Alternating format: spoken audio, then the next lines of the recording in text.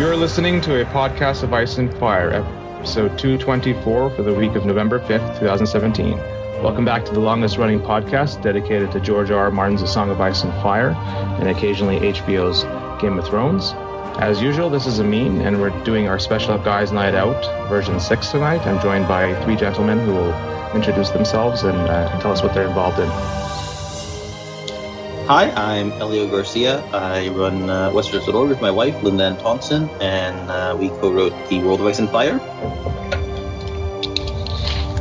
Hey there, I'm Aziz from the History of Westeros podcast. We are a long-running, not as long as a podcast of Ice and Fire, but long-running podcast dedicated to mostly the backstory, but also the books proper, as well as the TV show. And I'm glad to be back. I guess this is at least my, 8th appearance on this show. Yeah. Always a fun time, so I would have to count it. But I do have one complaint. This is not nighttime. This is day out, except for Elio, because it is night for him, right? Yeah. Well, Duncan might be even earlier, right? Oh, guy's morning out. Yeah. The depths of morning for me. G'day, this is Duncan, also known as Valkyrist on the Podcast of Ice and Fire forums, and I'm one of the curators of the Vassals of Kingsgrave podcast. And thanks for having me. Great, it's good to have you guys back. This is over 4 years since our last Guys Night Out episode, so we've been stockpiling on treats for you guys. We have more than the regular lemon cakes and Dornish and Arbor wine. We actually have spice wine from that they have like the nutmeg in it and stuff, and we got some Essos stuff as well. Press ready. Yeah. Okay, let's. I was going to talk about Sons of the Dragon, but I think we could just talk about Winds of Winter since it's been so long in all our predictions. I think our latest prediction was summer 2016, which has been overpassed. So I'm going to ask not only to make a prediction. First of all, do you want to make a prediction, or have you given up making predictions? And if you are making predictions, what do you do? And I feel like myself, it's impossible to know at this point. He either is probably like mostly done and he's stuck on something, or he could be. Sorry about that. Oh, sure, no worries. And so I can only renew it for another 3 years and say like summer 2019. That's what I'll do to be safe. But I can't really make any predictions at this point because we just don't have enough information. Yeah, I definitely don't like making predictions. I'm bad at making predictions for when episodes of my own show are going to come out, so there's no way I'm going to be good at guessing when George is going to get anything done. So, I think it hurt. To me, the way to handle this is to not have expectations. I think most of us have been in the fandom here a long time. Like, this isn't the first book any of us have waited for. So we know what it's like, and we know that it's just painful to get your hopes up. So just my attitude is just, I'm just sitting back and enjoying the community that's formed in the meantime during all this wait. And when it comes out, and we'll all be overjoyed, and it'll be like a big wave of amazing. It's a bittersweet pain though. It means you love it. Yeah. I've sort of gone zen on it. It's just like it'll come out when it comes out. Nothing like predictions for me. It's not going to help. It'll just, when he's finished, we'll know, and we kind of can't torture ourselves too much. I'm wondering if maybe it'll be after the show's concluded, so like 2019, somewhere around there. But it's just impossible. It's just up to him when he finishes the manuscript, and I don't think it's been finished. And it also, we don't really want a first draft. We want some kind of revision process. So I don't mind if he takes a bit longer in order to get it, nice and clean and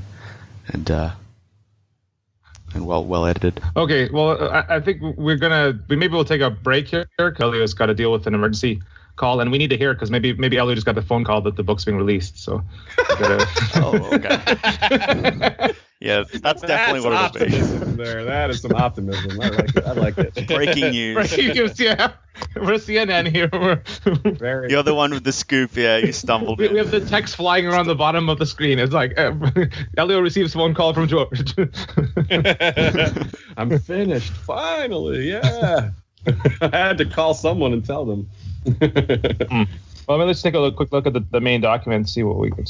Sure. You've added. That's good. I scrolled down here because this is your same document you used for the last Guys Night Out, and it's got y'all's predictions in here. That's funny. Oh, really? Let's take a look at that. You said July 2016. Kyle, Alex, and Sean T. Collins all said November 2014. What did Elio's month, when, year it is finished? That was Elio was ahead of the game there. He was smart. Yeah. This is cool. Y'all have some. This is fun to look at old notes. Yeah, that's why I like to keep them. It's fun to. I mean, Google Docs. One of the first reasons I used it was for the podcast. Like it's very effective. God, it's so useful. Yeah, we have everything on Google Docs. Our last scripted episode was a Blackfish episode, and I found when I started working on it, I found an outline from 2014 that was pretty thorough. I was like, shit, I got a head start on this. Like, yes, less work to do. All right. The thing with wins is, I mean, George he's repeatedly made mistakes about predictions and he stopped doing it, right? He's very careful himself. But even to me, it seems like it can't be like he hasn't done anything on it. He's got to have done, because in the times that I've talked with him, even a couple of years ago, he was, the way he was talking almost like he was like, I was like, are you coming to Comic-Con again? He's like, he's thinking about it. He's like, yeah, if I finish the book next year, I'll come. Well, if he's only done like 100 pages, it can't be like thinking to himself like that, right? Like that's. Yeah. He's still committed to Worldcon every year, but I think that's like basically it, right? Until he's done with the book. I think that's the only one that, I don't know. Mm-hmm. Yeah, if you look at his appearances, it's more. There's less of them. It's more sparse than before. Let's take a look. Yeah, he before he was like, I'm not going to any new cons, but I'm going to keep my old commitments. But he had a decent number of old commitments. I mean, Ashay and I flew to TuSCon, and that was a 500-person con like last year around this time, and we were hoping to get a reading or something, or to hang out with him because it's a small con. That's a good opportunity, and that's clearly one that he had committed to a long time before, because he, it's just Elio's back. He's got the books in his hands. Oh, cool. Winds of Winter. Did he get the Winds of Winter call, Elio, or is it? Yeah, that's exactly what it was. Let's see, what did I miss? My prediction for Winds of Winter, I have no prediction for Winds of Winter. Yeah, we were looking at your previous prediction, was just like whenever it comes out. He didn't have a prediction. Yeah, that's been the answer. Yeah.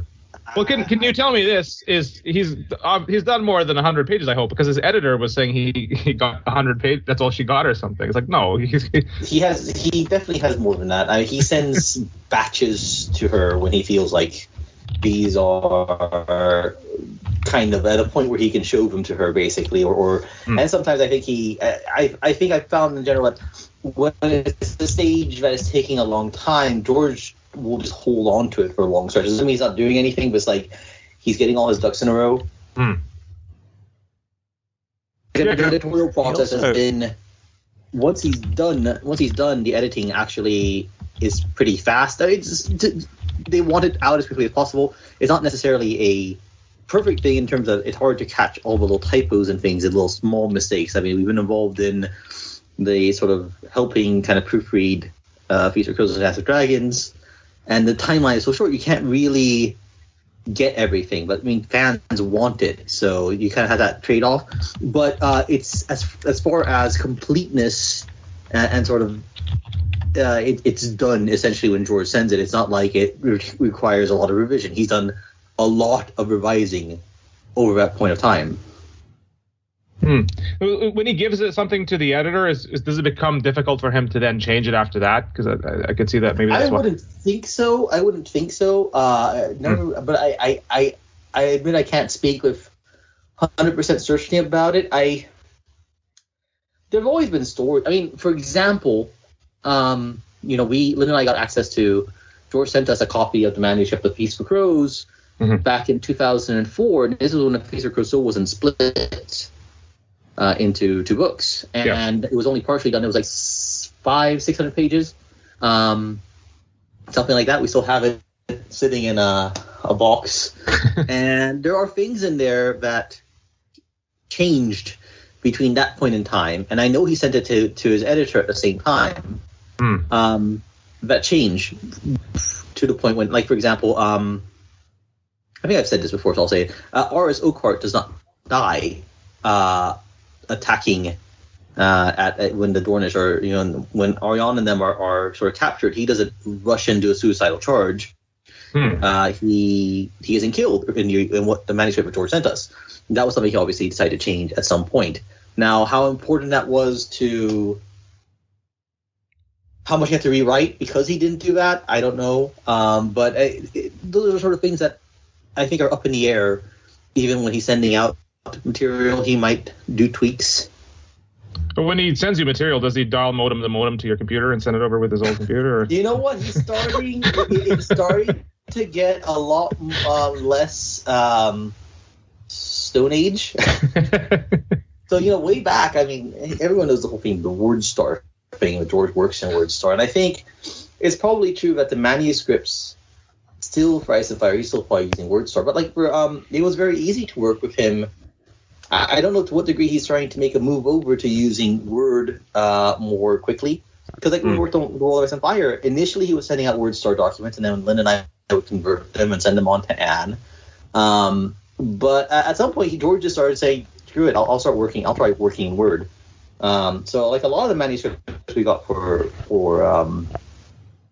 World of Ice and Fire were actually Word documents. So, but on the other hand, we've seen there's that bit where he did an interview, and people could see his old DOS computer, and he was still writing in WordStar. So I don't know if that was just for The World of Ice and Fire or some other things that he's kind of felt like, okay, I can kind of manage with Word, but if the actual books is WordStar. And then yes, we have an old copy, like I think it's Word 95, which still has a converter for WordStar. And that's invaluable to be able to edit, to get the material from him. We would convert it, and then we would send it to Anne and Random House. They had their own conversion thing, but like if it, like George sent a manuscript on the weekend, like the guy they had to convert it wasn't around, and so Elio and can you fix this? And yeah. I remember, and actually just for people's general interest, it's really good to know that on Reddit there's a thread or a series of threads by Jen Snow, who went and did side-by-side comparisons of the pre-release versions of every chapter that was released ahead of time versus their final form to see what differences there were. And she did this for every book, like starting with Game of Thrones and Clash of Kings. And there are some, obviously, I was aware of a lot of them, and I think a lot of y'all would be aware of them too, but there's some pretty surprising ones, like some ones that I had forgotten. Like I think a lot of us are aware of the the really big one, which is from Dance with Dragons when George opted to remove Tyrion overhearing the word sword in High Valyrian, which was kind of a dead giveaway for Blackfire. So I think that's probably why he took it out, because it was too obvious what it meant. But maybe it's possible he completely changed his plans with regards to Blackfire, or maybe it wasn't even Blackfire, but whatever.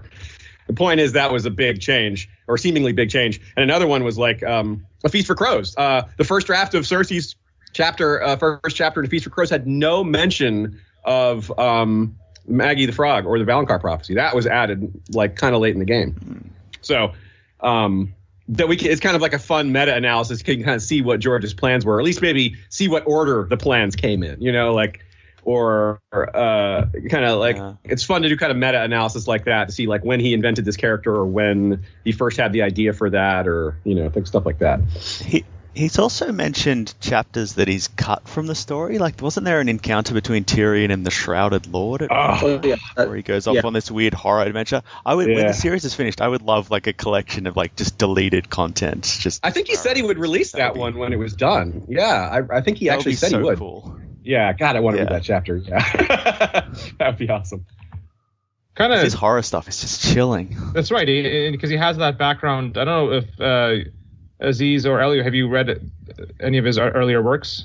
I've read pretty much everything he's published prior to Ice and Fire. Yeah, I've read almost all of it. I haven't read Armageddon Rag, but I've read Fever Dream and Dying of the Light and a lot of his various short stories. I think Dying of the Light is my favorite of those. So that's my recommendation for anyone wanting to dive in and that hasn't. We actually we recently reviewed both Dying of the Light and Night Flyers. Night Flyers in particular, fitting the horror The theme is pretty nice. Yeah, and he's actually it's coming to TV, right? The Night Flyers. Yeah. That's exactly. Sci-Fi's doing it. They're filming or they're in post or pre-production now. I think in Ireland. Nice, you guys. Limerick, Ireland. Yeah. Oh, cool. I have to pull you guys on for a guest episode then. See what you think. Yeah. Yeah. Okay. So this kind of like going into Sons of the Dragon because we're talking about things you worked on, Elio, and helped out. I want to see where with Sons of the Dragon. It was created before World of Ice and Fire. Can tell a bit of the history and then what happened with this current version. Yeah. So everyone knows the World of Ice and Fire originally was going to be a much shorter book. We had a contract of 50,000 words, and the idea was George would send us his notes for us to fill in some of the detail, and it would be fairly slim. I mean, we weren't planning to have. We wanted to have new information on every page, but it wasn't going to be like, whole essays about individual kings. But then when it came time to get George's contribution, he said, well, I don't really do notes. I mean, I know I have a few notes, but the stuff you guys want doesn't really exist except in my head, so I'll just write some sidebars. And then the sidebar, the first sidebar was Aegon's Conquest, and that's like 7,000 words. And it just grew from there. I think there's the piece of the dragon, which no one has seen yet, which is basically talking about some of the details of Aegon's reign after the conquest, like the things he did. We have details on what Fire drawn from it, but the actual text hasn't shown up yet. That'll be in Fire and Blood. And then Sons of a Dragon, that's like 17,000 words, I think. And George kind of commented, wow, I have enough material here for a whole new trilogy. I'm not writing it, but I bought enough material here to do a whole new trilogy. And so he sent us to the Dragon, and I mean the process kept going where he kept sending us these enormous chunks of text. And it soon became obvious that it's impossible to get all of this into a book. It's too much. So what we ended up doing is treating it all as a source. It was as Maester Gildane doing these histories, and we squeezed it down. We had Andal draw from it on occasion and reference it, but we squeezed it down to fit the final form. So when George sends one of these manuscripts to us, we would comment, we would point out, typos, we would point out mistakes that were quite clear. We would point out things that were a little unclear, or things that seemed like maybe like a bit of a plot hole, like there's a big leap and we don't understand how it fits together. And Anne would do the same thing, and Grohl, the editor. And for a lot of these texts, George would then, incorporate our changes and send them back to us. Sons of a Dragon, for whatever reason, that didn't happen. We never actually got a revised one from him. But I mean, since we weren't using it directly in the World of Ice and Fire, it's fine. Like, we didn't care. Now, George, has announced Fire and Blood, and he also has it published in this latest book from the Book of Swords from Gardner Dozois. But for whatever reason, what the version that George sent to Gardner, and the version that's in the book, is essentially George's first draft. It's the original thing that he sent us without any corrections from us or from Anne. I don't know what happened exactly, but there are mistakes in it. There are things that, some things that contradict what we decided in the World of Ice and Fire. The big one, an obvious one is the name of Lord Baratheon. Rogar or Robar. I mean, George uses both in his original version. And we decided to go with the last one he used. We assumed that in the course of writing, he decided to change his mind and he decided to go with the other name. Which, if you think Robar Baratheon sounds better than Rogar Baratheon, that's just an aesthetic thing. But on the other hand, it looks like Gardner decided to go with Rogar because he used it more times. So that's something that when Fire and Blood comes out, we'll sort out with George what is the actual correct version. And that's sort of been the process of Sons of the Dragon. I mean, Gardner edited it, but it's edited based on the original draft, and it's not necessarily absolutely in line with fixes and changes that we made in the course of getting it ready for the World of the Fire. So it was Gildane then who was the Maester for this one, because I don't remember if it had his name at the end or not. Yeah, our idea is all the histories up to most of the way, I guess, through Aegon V. Of the Targaryen histories are Gildane's original texts. And so, that was absolutely a Gildane piece. Maybe he was drunk at the time when he got to this part. Good old Gildane. A bad copyist maybe made a really bad copy that loved it all. So. He had one job, that copyist, and he messed it up. What's funny to me, I think, is that how much it's like you take this piece of fake history, which is, I love all the fake history so much. And even though this one, a lot of it we had already seen before, some of it's in the World of Ice and Fire, a little of it's kind of repeated. And some of it we knew from, underground recordings of prior or at least, synopses of the other times he's read part of Sons of the Dragon at conventions. I think he's read it twice before. I believe so. Yeah. Yeah. Although this is a fuller version. So even though a lot of it isn't new, quote unquote new, I'm doing air quotes, and a lot of it is, kind of repeating some of the things we knew already from a different angle, it's still so full of new stuff. And even this discussion of like the different versions from the publishing is like something that is fun for us to talk about. It just goes to show, how easily we can slide into just about any topic with regarding to this.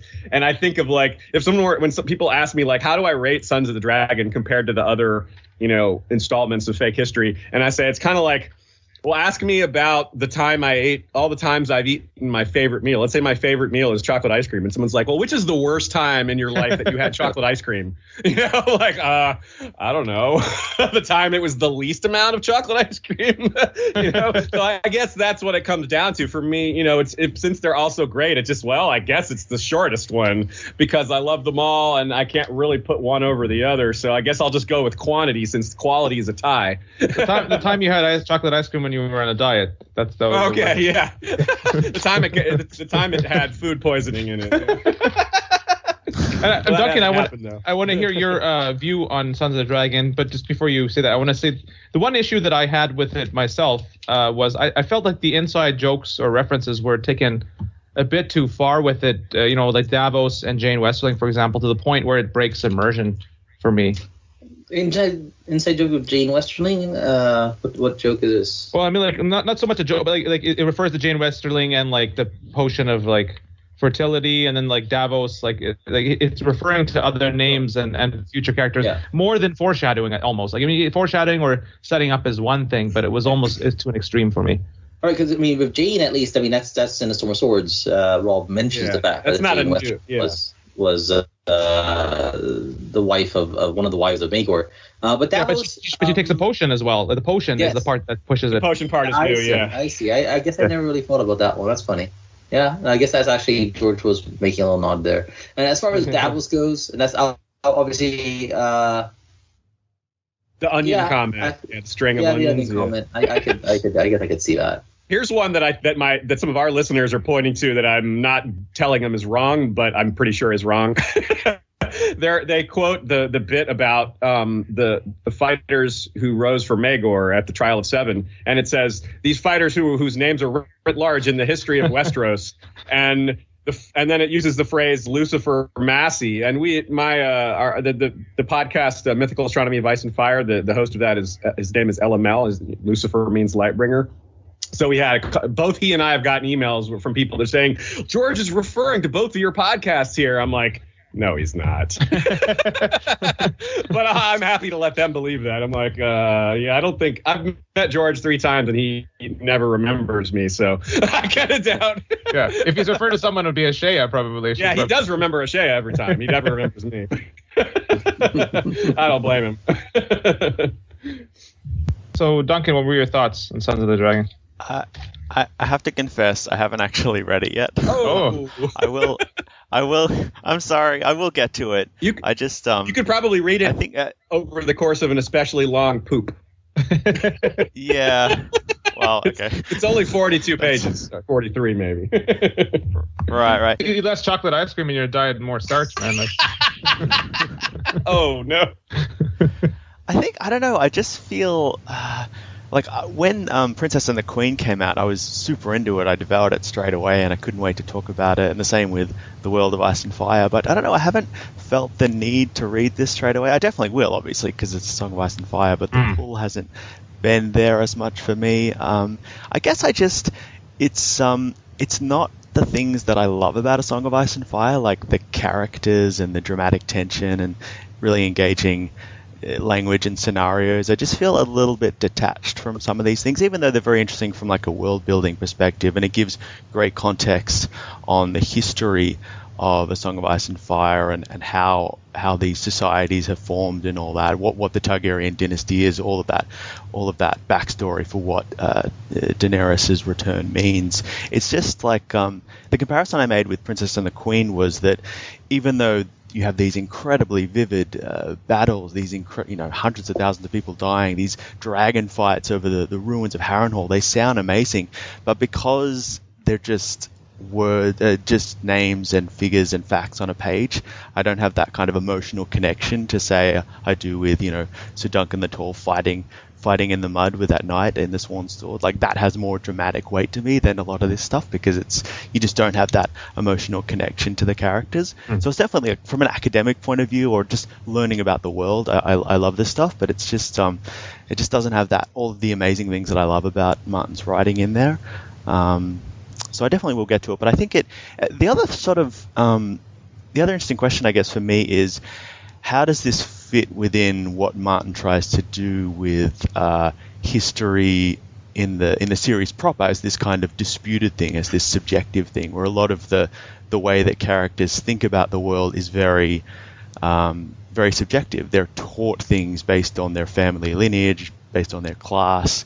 So the Stark interpretation of history is very different from the Lannister interpretation of history, and the reader really has to work hard to piece these things together and search for the clues to certain mysteries. So the idea of having it laid out for us in this way, and it is still, it's a Maester's perspective, so they have their biases, and there are points where you can see there are sort of disputed accounts of history, so that's really interesting as well. And I particularly liked the Rogue Brother and not the Rogue Brother. Is it, what was the Rogue Prince? The Rogue Prince. Yeah, the Rogue Prince. Sorry, and the Princess and the Queen. The way they gave different. You sort of had different loyalties. So one, you're actually on the black side. One, you're on the green side. So that was quite an interesting clash. But in general, I like for there to be much more ambiguity, and like the world grows out of the character's point of view rather than us getting the world and then being presented with the characters. Because I guess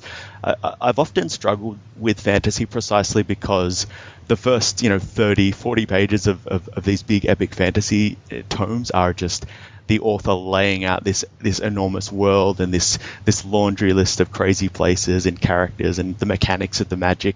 The reason I was so engaged by A Song of Ice and Fire was because they started with characters, really interesting characters who just had these very mundane points of view on the world. They had their desires, their fears, their ambitions, and then the world sort of grew organically from that point of view.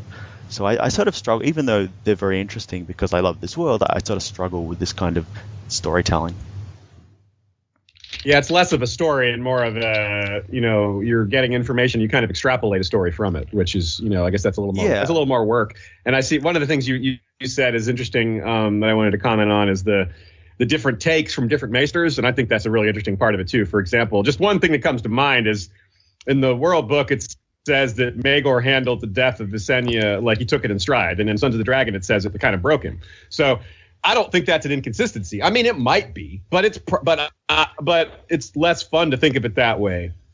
I see it as just two maesters that had a different take on what happened there, and one of them might be right, or and that's I think that's really cool. I mean, it's fun, it's realistic, it's that whole kind of we shouldn't know the truth because it's in world characters don't, and I like that George sticks to that kind of paradigm.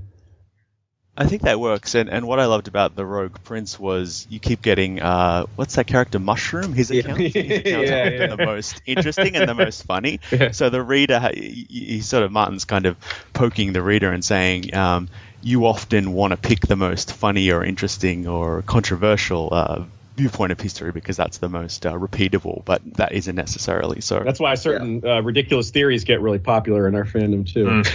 Exactly. Yeah, I love that. There's a lot of meta commentary in some of these stories. It's really clever. But from your description of how you got the material from George, kind of confirms what I would think is this. It's easier for George to write these, like to write the main series. It's a lot of work keeping everything consistent in the characters, and where something like this, he can just power out, type it out, and then edit afterward, right? Yeah, it's definitely. I mean, he's juggling a lot of balls in the air with Ice and Fire. It's character, it's tone, it's atmosphere, it's thousands of details that are interconnected.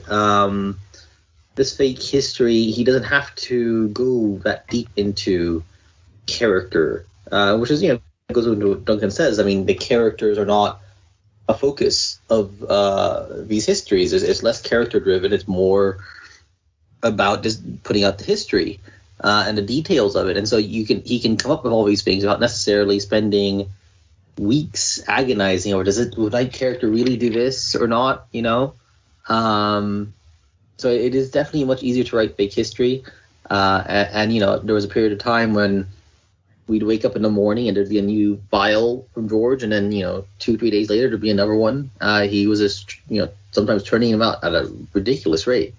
It makes sense. It seems like it really sounded like from Elio, from you and Linda's reports on, from different interviews I've heard, y'all talking about the process. It sounded like he's really having a lot of fun with it, partly because it's a little bit easier, or maybe even a lot easier. And the more he does of it, the harder it gets. It's the same thing. Like writing Game of Thrones is easier than writing Clash of Kings in a lot of way, because he didn't have to worry about what he had already done. He had less dots to worry about, making sure everything was in line. So each book is progressively more difficult because he has more to keep track of. And with the history, It's kind of the same thing. Like right now, we have basically nothing on the time period of Jaehaerys' rule. We have a lot before and we have a lot after. And so like if George wants to write more about Maegor and Aegon the Conqueror, he's got to worry about what he's already done. But if he dives into Jaehaerys, maybe he's already done that and just hasn't revealed it yet. You would know more than I would, obviously, Elio. But let's just say, for argument's sake, he hasn't. He could dive into that and just go ham. But if he were to add more to the Dance of the Dragons, he would have to build off of what he's already done. So he'd have to kind of remember and look back and look at his notes and read what he's written. But if he's diving into something entirely new, he can just go whatever he wants and just stream of consciousness, or I imagine that's a lot of fun for someone who has to work so hard and just like think about so much, keep track. It's like, oh boy, this is just a relief. This is so much easier. That's a good point. It must be very liberating to just be able to have this big sandbox in which to do whatever you want. But A Song of Ice and Fire, there's so many plates he's spinning, which is probably why it's so hard to edit the later books, because all the characters have to be moving at a common velocity and intersecting with each other. And it's amazing how few mistakes there are despite all that. It's crazy. Like, all of us have just read these books backwards and forwards and upside down, and a mistake is a mistake when I see one, but I just hardly ever see them. There's just very few things other than like occasional timeline and money things. Well, like that's about moment of silence for narrow hips, though. That's been changed, right? I had rest in peace. In our Blackfish episode, we had a section called "Hips Do Lie." After all. Well, supposedly there are different copies of that. Like some early editions don't have that. Yeah. Like it wasn't. Exactly. It wasn't that was the strictly. Issue, yes. Yeah. No, it was changed in a later issue, but I was surprised because normally they don't change that kind of thing, right? They would change straight up typos, not like maybe a mistake, but. I suspect. I think the fandom. Oh, sorry, Elio. Yeah, sorry. I was gonna say. I suspect George was bugged about it enough timely that annoyed the people. Kind of him having constantly say, "No, that was a mistake. That was a mistake." And then they said, "And can you just please change it in the latest edition so I don't have to tell people this anymore?" That's right. I think the fandom secretly loves mistakes, though, because it just blooms this garden of crazy theories, like the lemon tree thing. Oh, God. I hate the lemon tree. Yeah. When life gives you lemon trees. Yeah. While I have you guys here, though, I need to ask you a question. Just one more question about Sons of the Dragon is when did Maegor's balls go bad? Were they bad at birth? When he was saved, or was just Hyaena interfering? I like how it ties into the supernatural stuff. How it brings in the weird dragon blood. Like it really confirms that, like we already pretty much do, but it just really drives the point home that Targaryens literally have some blood of the dragon in them. Like this is now like 3 or 4 different examples of babies that have distinct dragon qualities. We got this Rhaenyra's Visenya. We got Dany's Rhaego. We got, well, these kids are unnamed, I suppose, on Maegor's side, but. And the descriptions were more thorough. Like in the World Book, they were more like generic abominations. Like eyeless and limbless. And this one, but in the Sons of the Dragon, we get a very distinct lizardy reptile description with his, which was a little bit farther down the, a little bit more descriptive. So that's one of the things I really like about the extended material is that it adds to those kind of discussions, like the origins of dragons and dragon writing, and just beside like the stuff about the Targaryens in general. I know some people get there's been a little bit of pushback in the community about like, oh, there's too much of the history we have is on the Targaryens, and I get that. I don't care though, because whatever history we get, I'm gonna love. If it's history of the Vale or history of Dorne or history of the North, just give me, I will say the Essos stuff in World of Ice and Fire, I just loved that. I just could not stop talking about all the oily stones and the deep ones and all that crazy Lovecraftian imagery. I love that. Yeah, that has been really big for us too. I'm surprised how much people liked that. I thought that it would be only the deeper fandom would get into that, but our episode on the Great Empire of the Dawn is like our 4th most watched episode, period. And I was like, that was surprising to me, right up there with Ashai, which is like our 3rd most watched. And that's all world. And that's and that's the stuff I don't mind as much, Martin, getting into, because it's areas we're probably not going to visit in the actual story. Yeah. So, go nuts. But go ahead. Sorry. I just need Elio's take on Maegor's balls. We haven't heard his. We tangented right away from that, didn't we? Right. I think back on topic. Given his father's difficulty in having offspring, given the weirdness over Visenya, whether there was any magic involved in his own conception, I think he was always going to be very difficult for him to have children. Very low. He's a mule. He's like a mule. Yeah, like you have. But so, yeah, he's like 27 when they invaded, right? And he'd been married to both his wives for a while, and he was 27 when the conquest began, and he didn't have any kids. Exactly. Elio, while you're here, you got to talk about something else. You got to talk about is that this is a good point. Reverting to some of the things we talked about earlier, which is George changing his plans. Sure. It's true that George had daughters for Aegon originally and then changed his mind, right? I remember us all talking about that, like a year, 2 daughters, and then he changed his mind. I recently was looking at the old timeline. I think, I cannot swear absolutely, but he intended for him to have. Okay. I would have to look, and I'm not on the computer at the moment, so I think that's what it was originally. I would have to dig it up. Open up your copy of WordStar again, Elio. We can check it out. Hold on a second. Let me see if I can meander over without bugging Linda. Let's see. One moment. I'll put it on mute.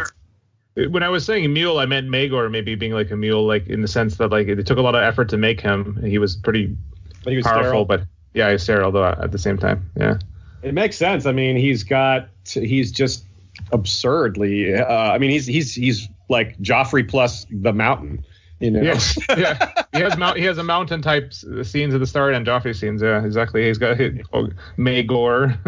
Yeah, Maegor, Gregor. Yeah. Well, a lot of the characters, but they're in a good way, kind of like similar to other characters. Not that he's like out of idea. Like Maekar is kind of like an early Stannis. I feel like. Yeah. Oh yeah. Yeah. Like he's a good leader, but not people don't like him. Yeah, it's a pretty common thread for George, because he does it so often. It pays to look for it. Like another one is Bittersteel and John Connington. Those are like major parallels. Is it Elio is just checking his logs? I guess so. Yes, he is researching. Yeah, no, sorry, I am in fact trying to make sense of it. Like he's looking through parchment. The original family tree George sent us years ago was it was a WordStar document, and it was just like it was very difficult to sort out the details of it. It had little like dashes for lines. It was like pointing with an arrow. I want to think that it was that Alysanne was originally going to be the daughter of Maegor, but I cannot swear to it. I mean, it does fit in the one sense is that there's at one point in A Clash of Kings, I think, where Dany recounts the fact that she's the blood of a dragon through both Maegor and Aenys. But then obviously that's not quite true anymore because, I mean, she shares both Rhaenys and Visenya. Rhaenys and Visenya. Yes. Was that what it was? Yes.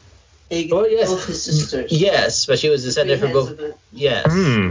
But wait, what are you doing? This is a guy's night out. No girls allowed. I think so. I don't recall. I had a better version of this document. I don't remember where it is. Linda probably has it somewhere on her computer. But anyways, I think so. I will try to confirm later if you want to add a postscript. It kind of makes sense in this, like they would try to unite the bloodlines again, like later as well, like to resolve the conflict. Sure, that's absolutely just like in Dance of Dragons. Okay, and what other comment we were talking about while you were looking up, just kind of characters that were like ones in the past, like Maekar is like the Stannis. Just Tyenna in general fits the meme of magical woman from the east who like seduces and corrupts. That's just a general kind of meme, I think, in this world. Guess everyone agrees with me. Okay, that's. I get that. Sorry. Yeah, I think that sounds. Yeah. The agreement of silence. Yeah. Easton Doctress. Yeah. Let's move on here to this one. I probably won't take too long, but it's worth mentioning. It's just the fact that the books have been delayed have actually been good for us in the sense of building this community, and Ice and Fire has been an important part of my life. So I'm just kind of curious. I mean, it's kind of obvious, I guess, for some of you guys how it's affected your lives, but tell us a little bit how it's changed your life. Well, it's been huge for me. It's probably big for, I think it's been huge for all of us, I'm sure, but obviously I can't speak for anybody else. I mean, I've been in the fandom since 2001, and, I discovered Westeros.org, and I was Jon Snow at that point. I realized how little I knew, and I thought I knew a lot, but oh man, was I wrong. I had some really bad theories early on, and, I just went back and forth, just having fun. And podcasting, I've been podcasting for over 5 years, and it was 3 years of doing it for fun before we, took a shot at doing it professionally, and that's been working. So it's totally changed my life. I mean, it's everything. My social circle is mostly Game of Thrones, A Song of Ice and Fire people. Most of the trips I plan involve going to like Game of Thrones conventions or what have you. And it's my day-to-day work. So yeah, I mean, I can't express how big a deal it is. It's almost my everything. Ditto, obviously. For it's even, I guess I would say like it's like what Aziz says, but like even more so for us. It's gone and for longer. Yeah, for longer, and from being a hobby to I guess a profession. If we're now published offers and things, it's for trips we've done, we've been flown to Northern Ireland to look at doors, and we've been to Madrid and Barcelona for signings and interviews and things. It's been very exciting for us, and there's not a day goes by where somehow Ice and Fire doesn't somehow come up in a conversation or in something that we're doing, whether it's posting and arguing on Westeros, or reading something, or just discussing something between ourselves about whatever some idea that we've had or what have you. So no, it's very much been a life changer for us. Yeah, it's I haven't been in the fandom as long as you guys, but it's really the first fandom I've belonged to, and it's had a huge effect on my life in terms of just meeting people and talking to people from all over the world and actually meeting them in real life. So I've had people from Britain and New Zealand come to Australia and meet them, and I've been over to London earlier in the year, and I met people in Scotland and London, and just it's crazy. And it's also just been this source of like energy for just like creative projects and academic projects, and it just, I don't know, it just fuels so much of my life. Like it's just that love for this one thing just ripples outwards, I think. And it's also being part of the podcast of Ice and Fire fandom, or the forum.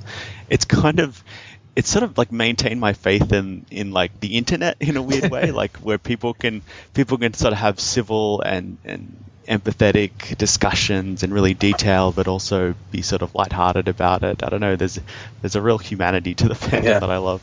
And it's such a broad church. You can have, there's so many aspects of what makes it great. You can have literary analysis and character analysis and theory analysis and military history and strategy. And there's so many aspects of the story that people can latch onto, and it just flourishes that way. There's so many things to love about it, I think, and it inspires so much passion in people.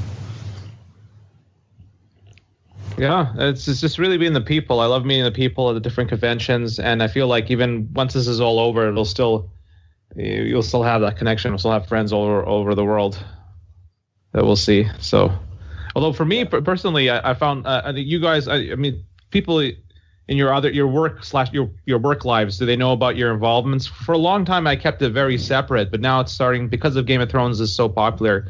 It's leached. Like, people at work start to know that I'm really into the show. They don't know the extent, the things that I do, but they're getting a hint of it now. So.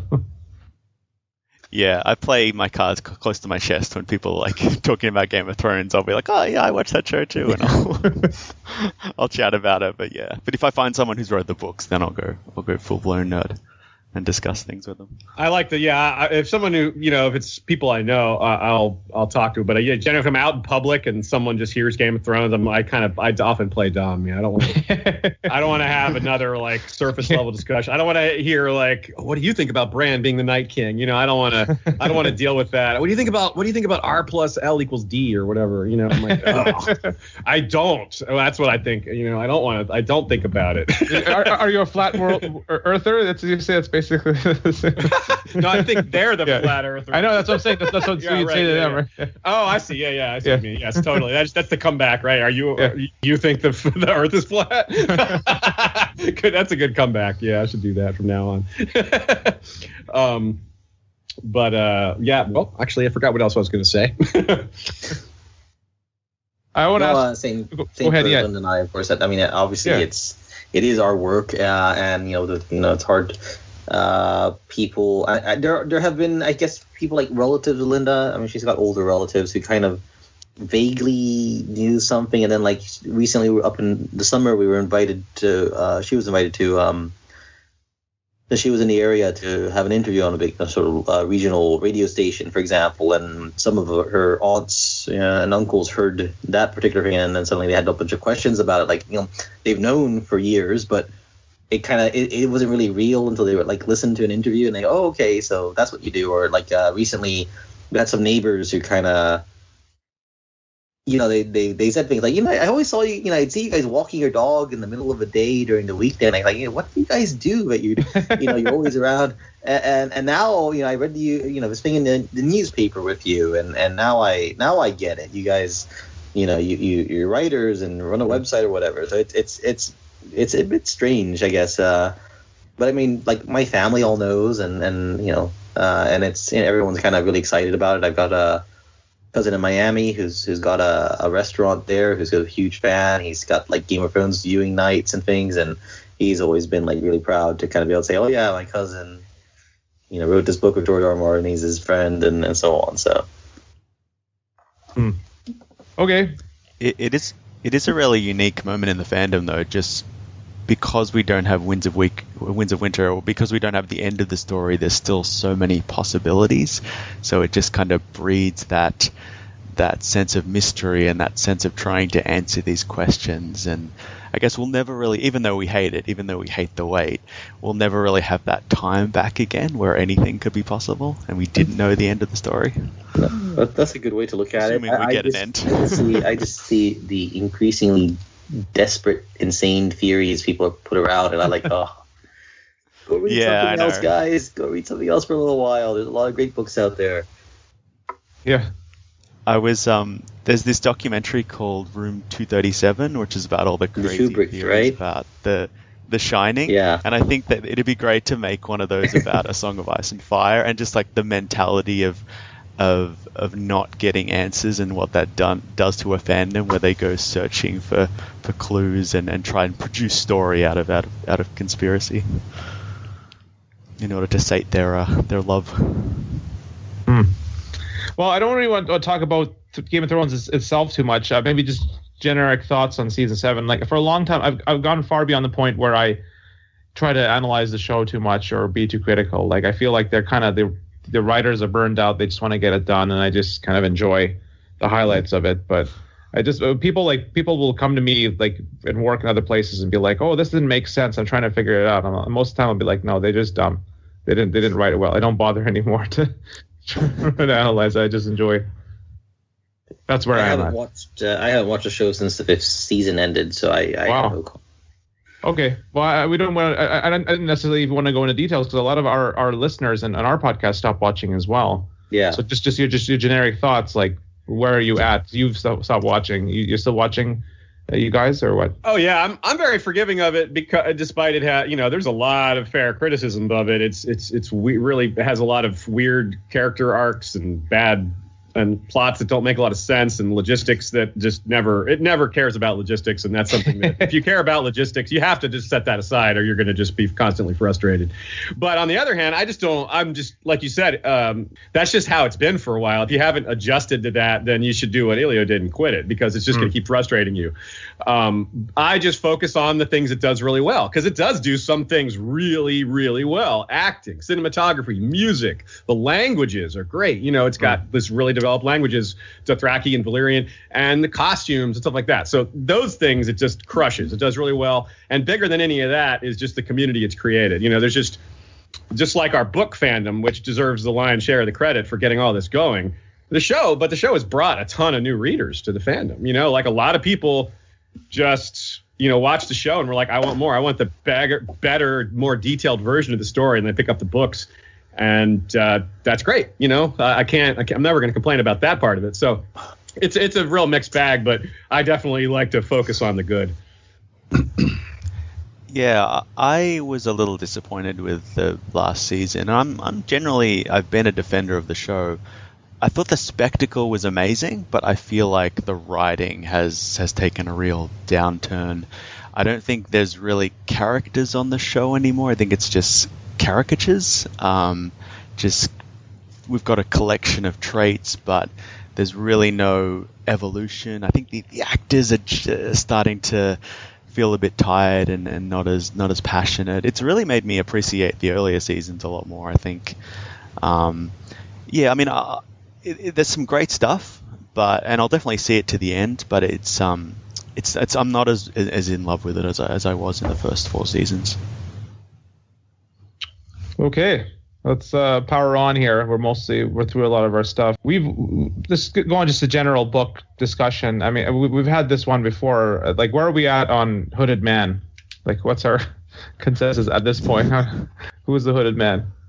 I'm a Hollis Mullen guy myself. You don't think it's like a Tyler Durden kind of thing? I like that one. Yeah, himself and split personality and all. No, I actually kind of hate that idea. but your other personality likes it, right? Aziz, like you remember? Oh yes. You're a mean personality, or no? Tyler Al-Doory likes it, but Aziz Al-Doory doesn't.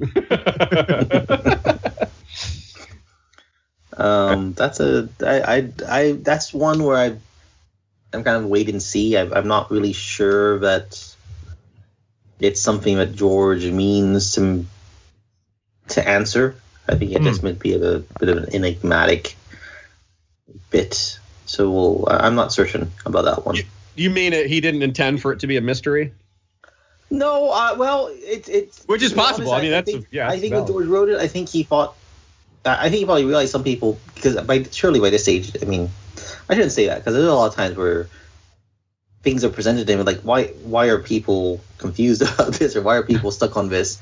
It's possible that he literally didn't think anything of it. He just needed someone to kind of jab at Theon about his being a turncloak and so on. And someone just be some Northern guy. But then at the same time, it's possible that he said like, maybe other people will think it's something else, and like, yeah, let them think it's maybe something, and I'm not going to answer it. I'm just going to leave it as a bit of enigma. I think it's like the Oily Blackstones and the Royal Fire. That's a piece of an enormous piece of just enigmatic material, but he threw in there. I don't think he has necessarily an answer to what it all means and what how it relates to the cosmology. It's just this thing that he thought it's weird and it's enigmatic and it's about mysteries. I mean, if you've read some of the short stories. There's a short story with Morning Comes Mistfall, which is all about preserving mystery and the fact that there's something terrible about the fact that all questions, all mysteries are solved. If all the mysteries in life are solved, where's the romance? Where's the wonder? So I think there are things in Ice and Fire, which could include some of the stuff with Ian, like that particular element, which are really there to keep you just wondering and just get a sense that we're never going to know every single thing that we want to know. Yeah, I like that. It could just be a symptomatic of the Northern conspiracy. It could just be a Manderley man doing something or something like that. It doesn't have to be a specific character that's being unveiled. It could just serve, as you say, Elio, just serve a part in Theon's transformation or realization. Yeah. The whole Hal Mullen thing is just kind of comes from he's just kind of a.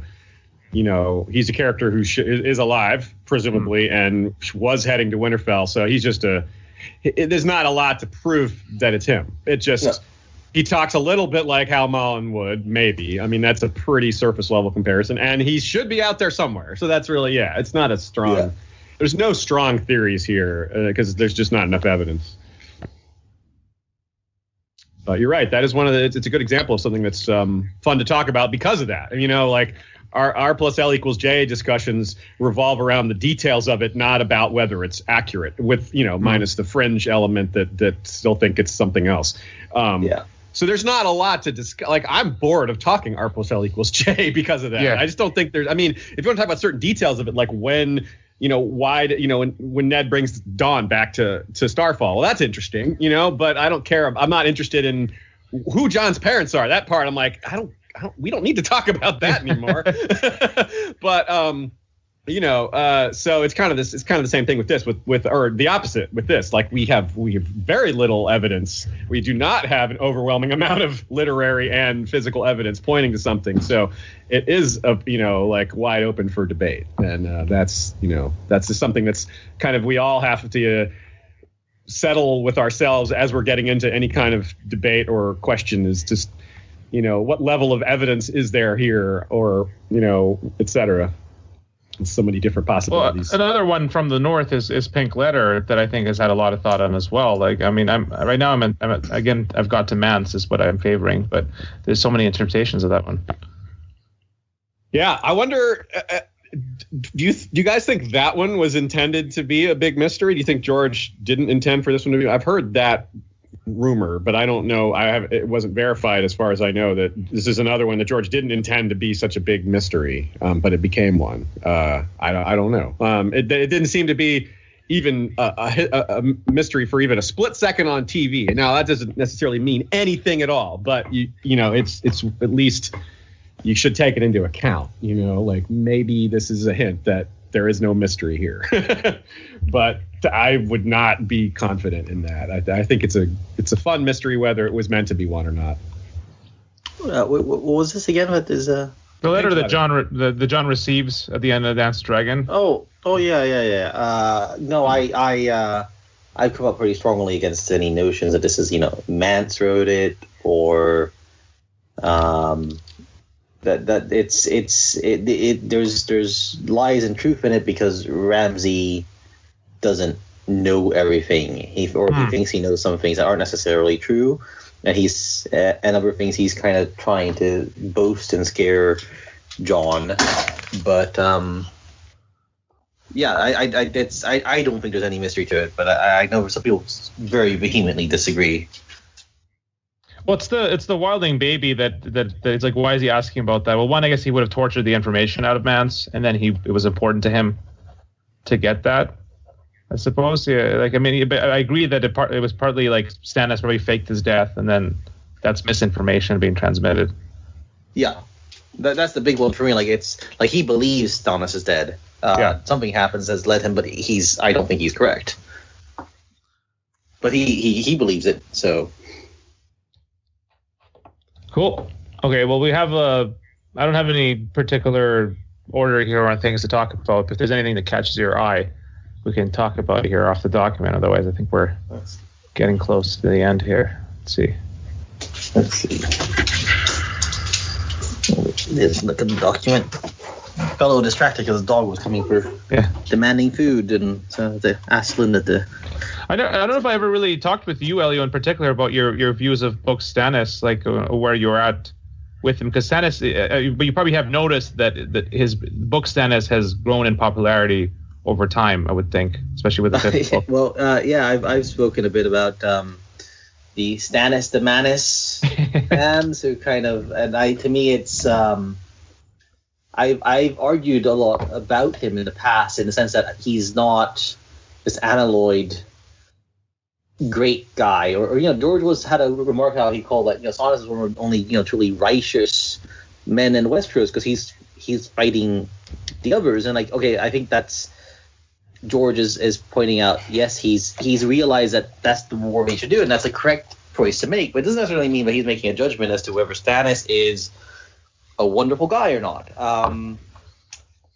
Stannis, the thing I always point out is just look at the situation at the start of Game of Thrones. I mean, what does he do when Jon Arryn dies? He takes off and he hides on Dragonstone. He doesn't say anything to anybody about why. He doesn't say anything about what his suspicions were. He doesn't send a letter to anyone. He try to convince Robert, look, this is what I was looking into.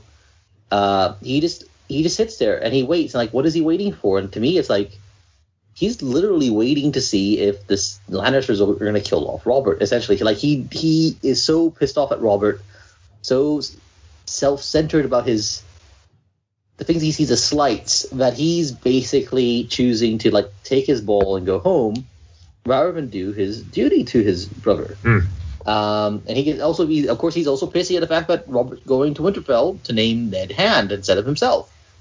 So, to me, that's actually a really negative aspect of the character, the fact that he is so stuck on slights that he perceives that, he abandoned his brother. Like, Ned initially is afraid of going south. He doesn't want to. He has this premonition that it's a bad idea.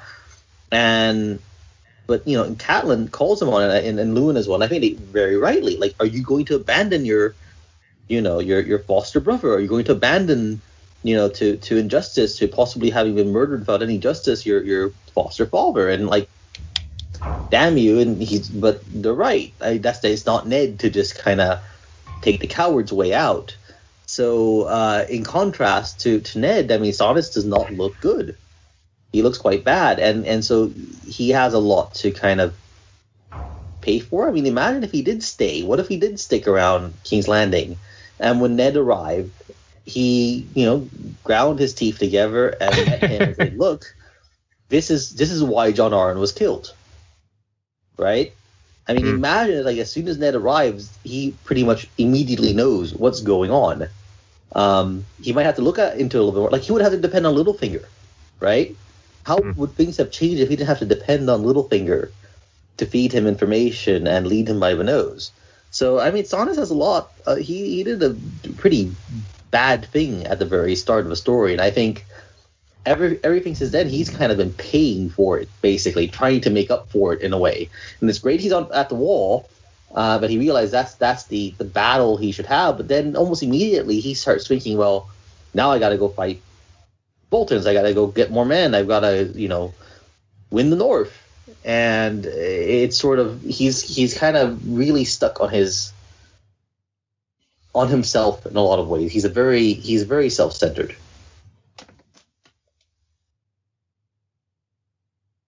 Yeah, I'm trying to think what it's an interesting point. I hadn't really thought about much what Stannis did like immediately before the start of the books and what he could have done. He seems to say that Robert would have never believed him, but maybe he could have tried to convince Ned, as he said. And even that, who is? Look at Stannis. He's the guy who will go and face an army of 20,000 with 4,000 guys. He's the guy who goes out there when everything says he will not win, but he should just give up, and he doesn't. But on this, he's like, oh well, Robert, I'm pissy about Robert. He's not going to believe it. I'm not going to even try. What's Robert going to do? Going to cut off his head? He's not. So if he says that you have no rightful children, that's kind of a big blow Rob. I mean, Robert shouldn't do that, but Robert's going to murder him over it, right? And even if he doesn't believe him, like at least he tried. But the fact is, he doesn't. He could have sent a letter. He could have sent Davos. He could have sent Crescent as an emissary. He could have done all sorts of things to try, or ultimately Ned. And yet, every opportunity you could think of what he could try to do, he failed. He just sat there and he waited. And what was he waiting for? I mean, Ned was sending him letters, and he wasn't responding to Ned either. He's literally waiting for things to blow up, essentially.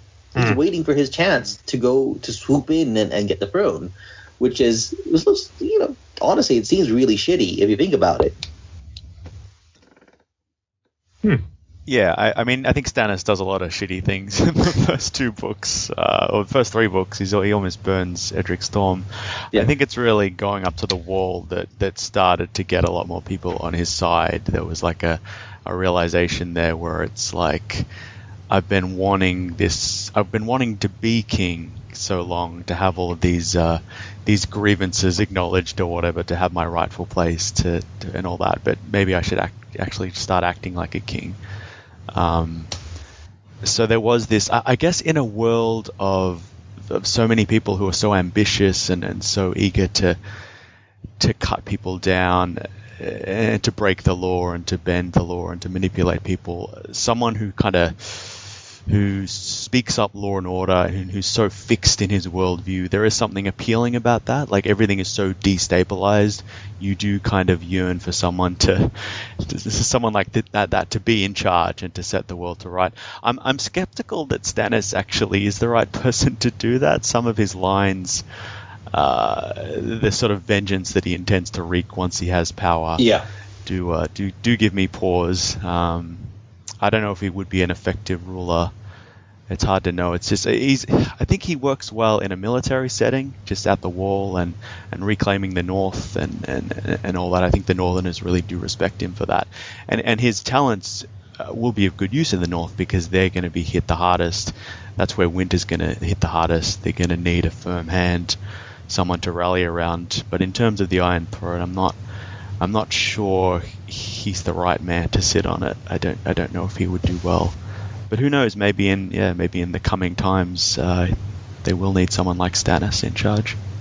And let me just add, actually, Royce, I mean, obviously, I was talking there about the books, but obviously the TV show, on the other hand, I mean, to me, on the TV show, you have a very different thing. Like, to me, Stannis is a very flawed character, but he's not a villain. He messed up, and I think he messed up really big to start with, and it sort of colors my opinion of him. But at the same time, I thought, part of the thing with the fifth season for me was, both the comments from Benioff and Weiss about Stannis and sort of how they handled him in that fifth season. I thought, what a shitty way to treat the character. Yeah. They kind of, I think there's a line from one of them. I mean, there's a number of things they said over the seasons where Stannis is kind of like, they think he's almost a villain. Basically, he'd be a horrible king, which I technically agree with, but the way they phrased it, it gave it this impression that, and I think the main thing is like they put it, but he's just driven by personal ambition, or something. I think there's some line along those lines. That's right. They said he chose personal ambition over family, and it's just like a fundamental misunderstanding of the character. I mean, he has problems, but yes, that's a misunderstanding of his character. That's what the line was, and that one I felt that was to me that's a deep understanding of the character. I think he's got this. He has all these grievances against the world, but he's channeled them into this idea that, well, someone's telling me that I'm the person who's going to save everything. And he believes that he's going to be destroyed in the process to some degree of saving the world, and yet he goes ahead and does it anyways. And part of it is part of his sort of egocentric, like, I'm going to prove to everybody. But at the same time, he's saying, and I don't, whatever the cost to me, I'm going to do it anyways. And that there's a hubris there and there's a greatness there kind of combined. And I think they really missed it. And I mean, the final episode or whatever, the fifth season, where it was like farcical. One tragic thing after another, and then he leads this. They kept talking about this great commander, and he leads this rabble of disorganized men without any scouts or whatever. And I just like, you guys, you just completely turn it into farce. And I think they probably said, of course it should be a farce because he's this bad person. And to me, it's like they missed so much of what the character is, and even if I I don't think he's this wonderful person. I think he's a very interesting character. He's deeply interesting, but he's very flawed. But they went too far in the sort of flaw direction and too little in sort of the heroic, I'll say heroic direction as well. I think there's aspects of the flaw. He's a hero who is deeply flawed. So that was one major element of why I just said I couldn't continue with the show, is how they handle it. Like, as I said, I'm not a Stannis to Manus type. I think I have a much more, even-handed, maybe even a bit dour opinion of him. But as a person, but as a character, he's really fascinating. I thought they just kind of betrayed that with what they did. And I was like, they clearly have different opinions, and they have a right to have whatever opinions they want. But in this particular opinion, I think they didn't serve the character, they didn't serve the story well with how they handled it. He's such a popular character in the book fandom, and they just kind of dropped the ball, not realizing that. The things that draw, like you say, I would never want to hang out with the guy if he was a real person, but he's a fascinating character. I feel the same about some other characters who are horrible people, like Victarion. I think Victarion's really interesting because it's hard for a smart person to write a dumb person. How does George write? How does a guy like George R. Martin, a bookish, nerdy type like us, write this, brutal jock type? It's a hard thing to do, to write someone who's so different than you. So, and Stannis is a great example of that, because George is nothing like Stannis. No. So I think it's amazing, and but you're right. The showrunners did not get Stannis. They didn't understand his appeal. They probably didn't realize how much appeal he had to the book fandom. So, yeah. He's got a very barbed personality, so I can understand why it's hard for readers to like him. But George gives him so many moments of humanity, like when he's talking about, the Renly giving him the peach and just not understanding what that means, and when he wakes up and looking at his hands and seeing they're clean. There's such great pathos, and I think one of these first chapters where he's describing the bird he fosters, and Robert would make fun of him for fostering a bird that didn't fly properly. There's all these little moments where you see this young version of Stannis, and how, I don't know, there's something there that's just been closed off and can't be accessed anymore. And there's George is pouring a complexity into this character that I think the showrunners just didn't see. Yeah. Well, two quick points on that, and I agree. I think we all agree they misunderstood his character, and then I think you may have noticed, Elio, as well, as they liked seeing his character just have a tragic face, putting in tragic moments, like the actor, and those things combined. And I think the third thing in terms of misunderstanding is because they had an understanding of the series obviously when they produced it, but not a very deep one. If you don't know much about Stannis, and then let's say George tells you, oh, he's responsible for the burning, well, you're suddenly going to hate that character if you don't have a more depth understanding of it, and that's going to put your whole view of the character. Whereas George is doing something far more complicated than what happens in the show. We don't know what will happen. We don't know Stannis' involvement, but even if he's directly involved, I think George is trying to set up different moral theories balance against each other. If everyone's going to die, can you kill one person? Well, maybe yes, maybe no, but he wants to put a fair consideration of it, not just some 20 men burning a camp situation. Actually, this reminds me, speaking of the actor, and so Stephen Delane, he's a fantastic actor. I really loved him in John Adams, where he played Thomas Jefferson. He was really great in that. But do you guys remember the interview that he did after he was done with the show? And he kind of commented, I didn't really understand the character and what he was doing most of the time. And to me, it was okay, that's a sad commentary on this is a very experienced actor. And he's got this character, which I think to me, I guess a lot of the fandom of him is partly driven by focusing too much on some aspects, or possibly misunderstanding him to a degree, I think. Because as I said, I think if you understand the character, you don't really necessarily have this, oh my God, Stannis is Stannis the Manus. You don't go into that. But, and maybe some people do it just as a fun joke. They can do it as a military way too. Even you could say militarily he's badass, but then he's got other problems. But they messed up his military side. They couldn't even get that. Yeah, they messed that up as well. But to me, it's if the actor doesn't understand what his character's motivation is, why this character's doing things, there's a problem somewhere in the writing or what they're conveying to the actor, and I think this underscores the fact that he didn't really get the character. They couldn't explain to Delane why this character was this way. Is no wonder that, the way they wrote him out was kind of, messed up and not really, didn't feel like it belonged. It really fit to the story. It just felt like they've missed the point. Okay, guys, just want to note you guys have been drinking like crazy through my Dornish Red. I only have a bit of Arbor Gold left. I have an emergency cask of Arbor Gold to get us through any final topics. I think we're here. I know, Aziz, you wrote a bit on Roose. I don't know if you want to talk about that. Sure. Yeah, we can talk about that. Yeah, it's kind of fun. There's one of the great bits of that we all, think aspects of A Song of Ice and Fire is how much attention to detail George pays with the backstory and the history of all of these characters. And, we pay attention to a lot of the things that the main characters do. And there's a lot of these, second tier characters, to use a loose term for what Roose Bolton might be considered, of how, of some of the other political situation that was going on before the rebellion, Robert's Rebellion, that is. So we have this whole South-Run Ambitions plot or series of plots. It's kind of a loose amalgam of ideas rather than necessarily one distinct conspiracy. Although some people think it was a very distinct conspiracy. Anyway, I'm just talking about the range of ideas that fall under that topic.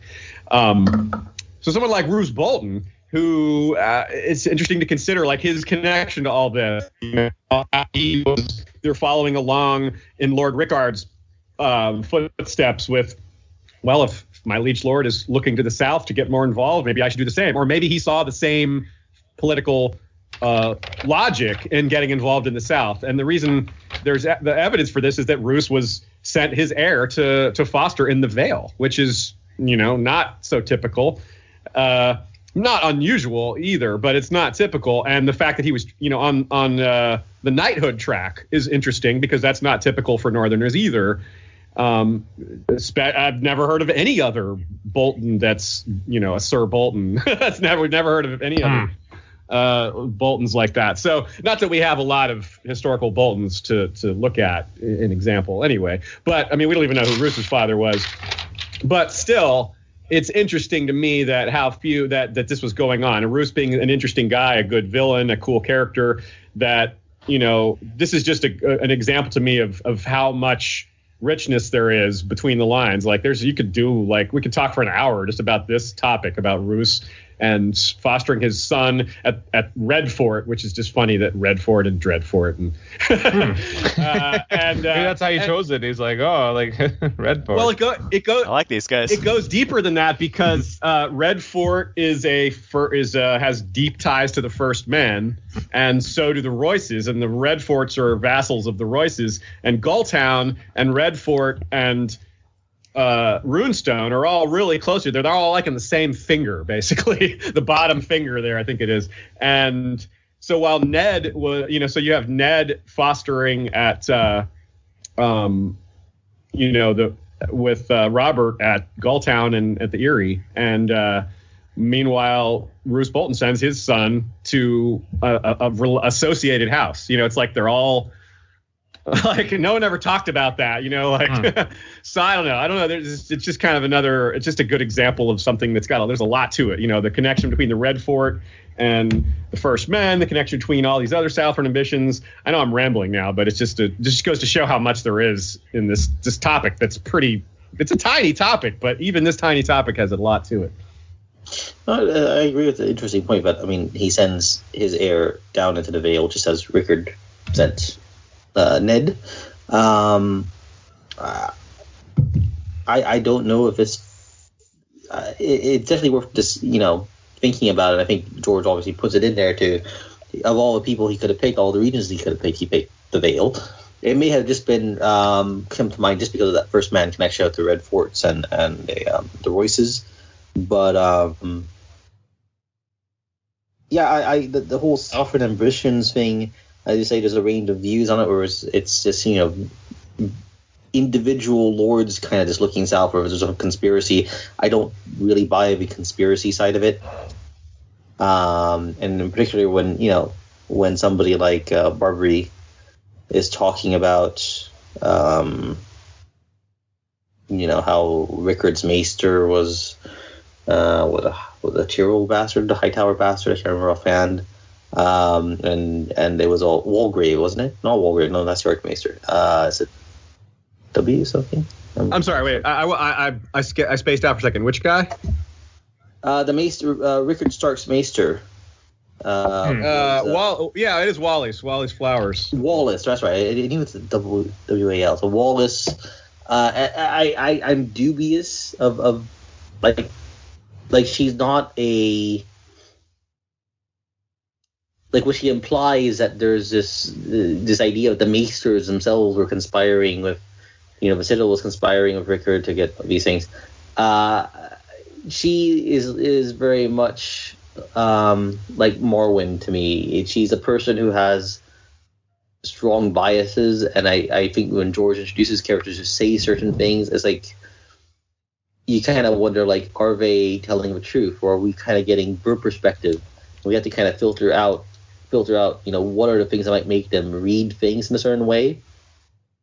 Morwen is a perfect example of his whole Grey Sheep, and that they would have poisoned Daemon, and he should have been an Archmaester in the Citadel. Like, he took the vows of a Night's Watch. He can't come to the Citadel. He's not there because the Citadel has refused to have him back. It's because he wasn't coming back. He made that choice. So when Morwen is giving this idea of this some vague, Maester's conspiracy against magic and against Targaryens, I don't really believe him. I think he's become very jaded, and he's gotten very stuck into a sort of paranoid conspiracy mode about this, because when you look at it, like, to me, is what you really have is simply an institutional bias that has developed against magic. It's just like, because it doesn't work. So why would people kind of fawn all over Aemon Targaryen, or especially when he's out on the wall? Like, what does he expect people to do?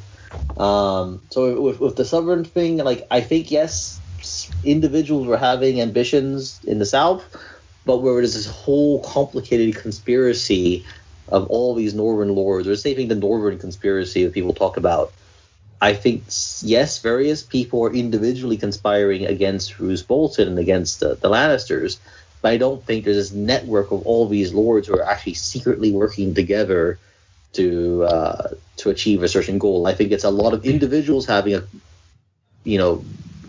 intersection of their goals, but not necessarily, because, I mean, a conspiracy, like, if you want to kick out Roose Bolton, does it make sense to then tell 20 other people that you want to do that? Well, what if one of them is one of his spies, right? Yeah. So it's better to kind of do what you can and wait for your moment, instead of having this complex where everyone is secretly in the know that, in fact, they're all working together. I think that's sometimes a cigar is a cigar, and I think George often thinks of it in terms of, Occam's razor. Like, what is the simplest way forward for what are the main goals all these characters have, and is there a commonality in them? Okay, do they have to work together to try and do what they can, or can they do it individually? Would it be safer for them to just kind of do their own thing? And that's how he kind of figures out the plotting. I'm not saying all conspiracies, theories of why certain things happen are wrong, but I think a lot of the extremely elaborate, multi-step, four-dimensional chess theories people have are they just got too much free time on their hands. I mean, I say this as someone who made one of those massive theories way back when. I had like the first really sort of elaborate conspiracy theory. All for Littlefinger was responsible for everything, and I mean, then the fact is I had like a little bit right, but that led me to then go and get a lot wrong. And I think I see the same thing in a lot of these sort of massive theories people put together. Like, you're onto something, but you've made it way too elaborate. Like, George only has 2 books in theory left. Can he really spend all his time elaborating on this and do everything else? Or is it going to turn out that it's a bit more straightforward than you imagine? I think some people who are stuck on extremely elaborate theories are going to be disappointed unnecessarily, because they've created an expectation of themselves But George has this, this 4-dimensional chess thing going on, and I don't think in many cases that's actually true. But for Southern ambitions, I mean, I guess I'm on closer. It's just straightforward politics to me. Like maybe Rickard was an influence to put his eye south, and then his other lords are going to kind of generally follow that, whether or not instructed or not. They see he's doing it, they'll probably just copy. Yeah.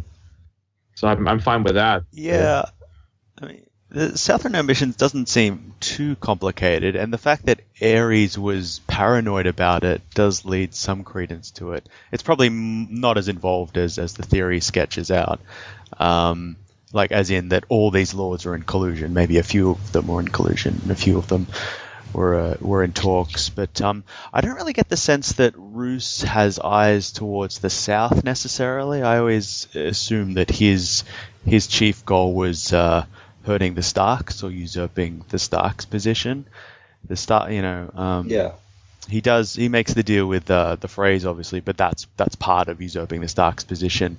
And once he's back in the north, his mantra is a quiet people. So I get the sense that, as a northerner, his goal is maintaining the north, and it's a big kingdom to maintain. I don't think he can afford to have this elaborate. He makes use of the south. He uses the phrase to his advantage to reinforce him. But yeah, he doesn't want to be involved. So. Sure. Yeah. Yeah, I don't know. Why are the Boltons even still around, Elio? Is my question, because weren't they sieged at the Dreadfort at some point, and like massive siege, and then why were they allowed to live? When you think like a cadet branch was put in power or something, and then they turned, or? Well, we don't really know the story, but I mean, we have plenty of examples. I mean, we have examples in both directions of houses that are so troublesome that the lords get rid of them. The Reigns of Castamere is a good example. I mean, the Grey Starks of the Wolf's Den. But I think in the case of the Boltons, we don't really know the full story, and you can make assumptions of, that they had ties to the Starks through marriage, that, then it would make it almost like kinslaying, or, they had an actual proper grievance that led to them rebelling, and then so when it resolves, like the Stark kind of shows mercy, saying, okay, you had a little bit right, but you did this the wrong way. So all sorts of things you can imagine, like, it's the trouble it would cause. It would destabilize the region because, whoever you put in place, I mean, the Boltons have been formerly kings themselves, and they've been there for many thousands of years, and maybe it would just be too much turmoil would be caused, so it's not worth getting rid of them. It's enough, like, what Robert did with Balin Greyjoy. Not that that really worked out. So it's we don't know, but I mean, we can see a lot of scenarios where you can kind of say, okay, well, it probably made sense at the time to kind of say, to maintain that continuity. Or, as I say, yes, they bring in some cadet branch, they get rid of the main lord, they execute him and his son, and they bring some cousin who's married to Lord Stark's, third cousin's sister or something, and that'll sort it out. But, the guy's still a Bolton, and eventually they get back into the whole thing. Yeah, I mean, Robert really messed up with the Ironborn. He should, at the very least, he should have sent Balon to the wall, if not killed him, and put somebody else in power. It's like you put him back in power again after all of that. It's a little weird, but I guess it's also kind of normal, even for like the real world. You see a lot of people get away with, like, it's just this. It's kind of like the concept of privilege, just like having social privilege. Like, you can get away with crimes that lesser, poor people can't get away with. And really in Westeros, you get the sense that, and in the real world, that it's something that we don't get now in modern society. We kind of get it, if you look at someone who's in like the 1%, you see that kind of a lot of things, like, they're above. It's worse in like a setting like this, where the nobility are literally like demigods. They can do what they want. They have a completely different set of rules that almost everyone agrees that they are allowed to do. Like, not many people are fighting against this structure of lords and knights and kings. Like, no one's questioning monarchy in A Song of Ice and Fire, although they are questioning it in Game of Thrones, which makes me wonder if that's coming in A Song of Ice and Fire. But that's a whole nother topic. Anyway, so So I do think it's odd, but it's also historically supported that and I think one of the reasons is that they don't know how to appoint someone else. They're like, well, who else do we give command? Who do we let rule over the Islands? Who do? But the reader, but in the reader, I guess they didn't know him at the time. But maybe they didn't know him at the time, or they didn't think he would be effective. They thought maybe he wouldn't be able to keep them in line, and they thought maybe because they have a hostage, they pick a hostage. You know, if he gives up a hostage, they can keep him in line. And well, that wasn't accurate, but what do you think he should have done, Elio? What would you have? I mean, it's even for the world, it seems out of character to let Balon still, because he surrendered at the last moment. It's not like he surrendered early, like they totally defeated him, and then he's like, oh, I surrender now. Yeah, I think this is one of those examples of Robert's careless generosity and careless mercy. I think he defeated him, and he probably put up a good fight. Now, we'll take some hostages, and that'll quiet him down. I think, obviously, that was wrong because, Balon was preparing to attack the north. Even when Theon was still in the hands of the Starks, he had decided it was his chance again, and he didn't care. Theon was lost to him, basically. He figured he'd more green lands than Ironborn. What would have been the proper choice? What do you do? You get rid of Balon, and then you've got Victorian? Yeah, even he would have been better than because Victorian was just following orders. Balon's the one who started it, and it makes me think like this is again like filling the gaps, just random theory. It makes me think that Tywin probably demanded that Balon should be killed, and then Robert Toy that's why he let him live. Victorian, you've got someone who how would he respond to his brother being sent to the wall or killed in his defeat? Would he just kind of take a line down, or would he say, "Oh, look, now I'm Lord"? You just pull a Maegor. You just keep killing until you find the right person to do the job. That's a bit extreme the other way, but it just would have been appropriate to. Sending him to the wall would have been like a solution that might have worked. On the other hand, it could have unsettled. Victorian had no children to have, hostages taken from him, so would he be less dependable? That may have been a factor. He may have thought, Balon's brothers would, or do we put, do you get rid of Balon and we have his surviving son, and then who's the Lord Protector for that child? You sure you could put somebody, install a garrison? Like, it looks like the second they left, they started shipbuilding again. Like, they could have put something there to maintain order. That didn't. I don't think that's true. I don't think they immediately turned around and started preparing for another. It was more.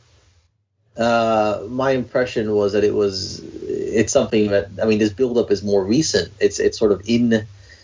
It's in. They've had ships for a long time. They obviously recovered their fleet. But this whole press to attack the north, I think, was something that was developing probably when he started getting the sense that trouble was brewing in the Seven Kingdoms, and that he might have the opportunity to, if there was fighting going on. But yeah, I think maybe the calculation, Robert, was that if we get rid of Balon, any way you look at it, we're going to leave the Iron Islands in potentially a great deal of turmoil. You've got Victorian. You've got, without any children, you've got this young son, Theon. Like, do we take him as a ward? Do we set up someone as a castellan, as a Lord Protector? Can we trust them? Can they be able to hold on to the Ironborn, or will it fall into chaos? Is it better to leave Balon in place and just take a hostage and So it's possible, actually, when I think about it, that maybe the calculation simply like it would cause more trouble when it was worth to get rid of Balon. I feel like you're giving Robert too much credit there. Or his advisors, I guess. But the other thing I'm saying is, it did work for 9 years. So and it takes 9 years to build up your fleet properly. You think at least Tywin could be put in command or something, and put some lesser lord there or something. But it's just no regulation, nothing. Yeah, I think the build of the fleet is more recent. I don't think it's. I think muster of the fleet is more recent. But if you look at logistics, they couldn't have built that many ships in a year or two. The other aspect is simply the fact that, and I've discussed this in general, why do the Ironborn have so many ships for the population? Is there's a strong cultural drive because every captain is a king and they get a say. There's a lot of guys who want boats, so that they can have that sort of status position.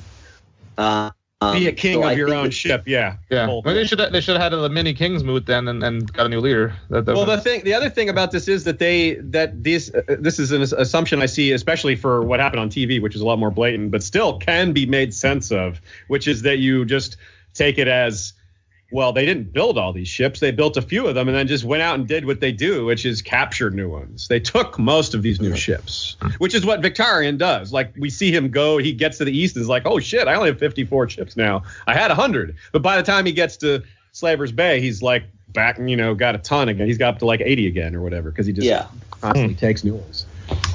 They're really good at that. They're really good at taking over ships and adding them to their fleet. That's piracy, So they're like the Borg, basically. If they could only take over the crews so easily too, yeah. Okay. Do we have anything? I think we're getting to the point of wrapping up, unless there's any final comments here. You guys have it, or I think we've covered pretty much everything. It's been great fun as always to chat. Yeah. Okay, we wrap up for after show? Is that okay? We do that? Sure. Okay. Cool. Sure. Okay, thanks for joining me, guys. It was fun. I mean, you really burned through the wine today. I gotta stop up again for the next time. I'm so drunk now. You're ready for the after show then. That's perfect. And where can our listeners find you guys? I'm at Westeros. We also have a YouTube channel, which every time the show's done, we get between Linda running everything this time on her own. It's just like we'll eventually get some more videos out, but it's mostly just pottering around the Westeros forum. You can find me at historyofwesteros.com. Our YouTube channel is Westeros History. iTunes, we are History of Westeros, same as SoundCloud and Google Play and all those other places. And I guess that's it. Yeah, thanks for having me. It was good to chat with Elio and Duncan as well. It's my first time on an episode anywhere with Elio, so that was a lot of fun. Duncan, I think we've been on at least one other time, maybe two, but always a pleasure as well. So too bad Kyle couldn't be here, but maybe some other time. Yeah, absolutely. Thanks for having me on. You can find me and all of the other Vassals of Kingsgrave on the Podcast of Ice and Fire forums, feverishly making podcasts on A Song of Ice and Fire and lots of other geeky topics. We're currently doing a linear reread of A Song of Ice and Fire, so reading the chapters in chronological order, which so far hasn't made a big difference, but getting into Feast Dance, I think it'll be really interesting to see how those chapters mix together and what kind of new themes they evoke. Great. Thanks for joining me, everyone. And check us out on podcastoficefire.com or on YouTube, Twitter, and Facebook, and DeviantArt. And we'll see you next time. See ya. Bye. Bye.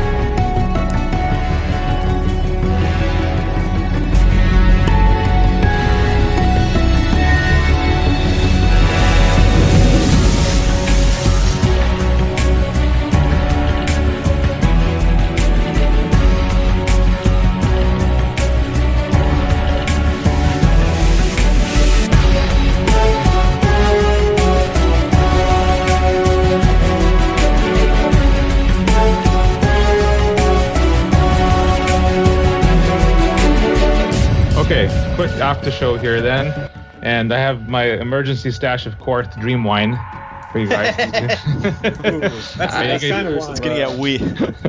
It's gonna get weird. That's right.